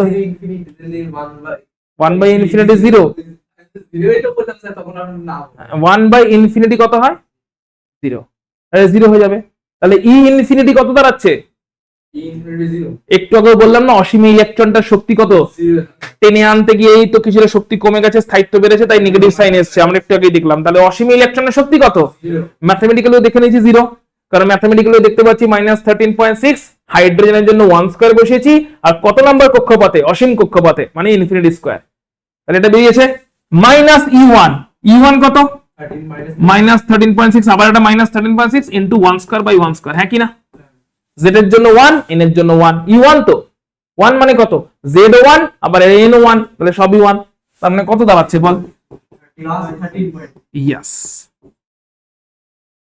তাহলে হাইড্রোজেন যদি কোশ্চেন করবে এমসিকিউ তে, হাইড্রোজেন অ্যাটমের আয়নাইজেশন শক্তির মান কত, আর কিছুই দেবে না, প্লাস 13 পয়েন্ট ক্যালকুলেট করে বের করতে পারবে, ঠিক আছে? তাহলে কোশ্চেন নিলাম একটা, বের করে ফেলো 4 নাম্বার এক্সাম্পল, হিলিয়াম প্লাস আয়নের আয়নাইজেশন এনার্জির মান কত? হিলিয়াম প্লাস আয়ন মানে খালি জেডটা কত হবে 2, 1 থেকে ইনফিনিটিতে পাঠানো হবে। হিলিয়াম 2 প্লাস আয়নের আয়নাইজেশন এনার্জির মান কত, এটা হচ্ছে কোশ্চেন। জেডটা হবে 2, ই ইনফিনিটি মাইনাস E1 একই জিনিস, শুধু জেডটা হবে 2। বাকি করে ফেলো, এখানে জেড এর জায়গায় 2 বসাবে, বাকি একই রকম থাকবে, করে ফেলো কত হবে বলো। এই হচ্ছে 2 তাহলে এখানে বল কত লিখবি, ই ইনফিনিটি কত লিখবি, আয়নাইজেশন এনার্জি তো এই করে বের করে, তাহলে আয়নাইজেশন এনার্জি ইকুয়াল টু কি ই ইনফিনিটি মাইনাস E1, তাহলে ই ইনফিনিটি কত minus 13.6 into 2 square 2 square by অসীম square, 2 square by infinity square, সেটাও 0ই দাঁড়াবে, তাহলে এটা 0 হয়ে গেল, minus 13.6 into 2 square by 1 square, 2 square by 1 square হবে এখন। দিয়ে বলো কত আসছে ফাইনালি, প্রস্তাব ক্লিয়ার হয়েছে তো?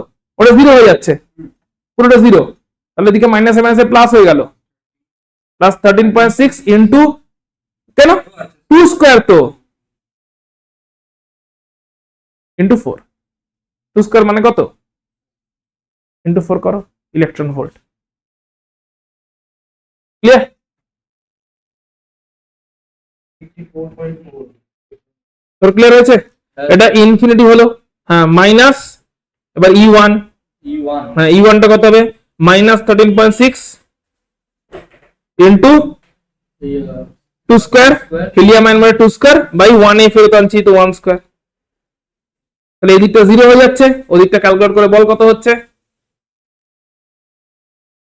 কত হচ্ছে রে 4 ইন্টু হচ্ছে কিনা 4 ইন্টু 4 ইনটু মাইনাসটা কি থাকছে না, মাইনাসে মাইনাসে প্লাস হয়ে গেছে, তাহলে বল কি দাঁড়াচ্ছে, হ্যাঁ তো বল এরকম করে তুই আনসার লিখবি, ব্র্যাকেটটা উঠে গেল প্লাস হয়ে গেল, এরকম করে আনসার লিখবি প্লাস 13.6 ইন্টু 4। তাহলে এবার বুদ্ধি করে বল, হাইড্রোজেন অ্যাটমের জন্য যা আয়নাইজেশন এনার্জি ছিল, হিলিয়াম আয়নের জন্য আয়নাইজেশন এনার্জির মান 4 গুণ হয়ে গেছে, ইয়েস অর নো? এটাই অপশনসে দেবে এমসিকিউতে, যে হাইড্রোজেন অ্যাটমের জন্য আয়নাইজেশন এনার্জি থেকে হিলিয়াম প্লাস আয়নাইজেশন এনার্জি কত গুণ বেশি, কত গুণ কেমন করে ক্লিয়ার? হাইড্রোজেনটার জন্য মনে রাখবে, হাইড্রোজেনটার জন্য আয়নাইজেশন এনার্জির মান 13.6, এটা অলওয়েজ এটাই আসবে, ঠিক আছে? এবার অন্য যেটা দেবে তার জন্য বার করবে, সেটা 13.6 এর কত গুণ দেখবে, 13.6 এর যত গুণ সেটা হবে আনসার, ক্লিয়ার কিনা বলো? Yes, sir. তাহলে আজকে ক্লাসটা আমরা পুরো বোর্ডের থিওরি অ্যাপ্লিকেশন করে শেষ করলাম, নেক্সট ক্লাসে আমরা স্পেকট্রাম থেকে শুরু করব, হেডিং দিয়ে রাখো বর্ণালী বা স্পেকট্রাম।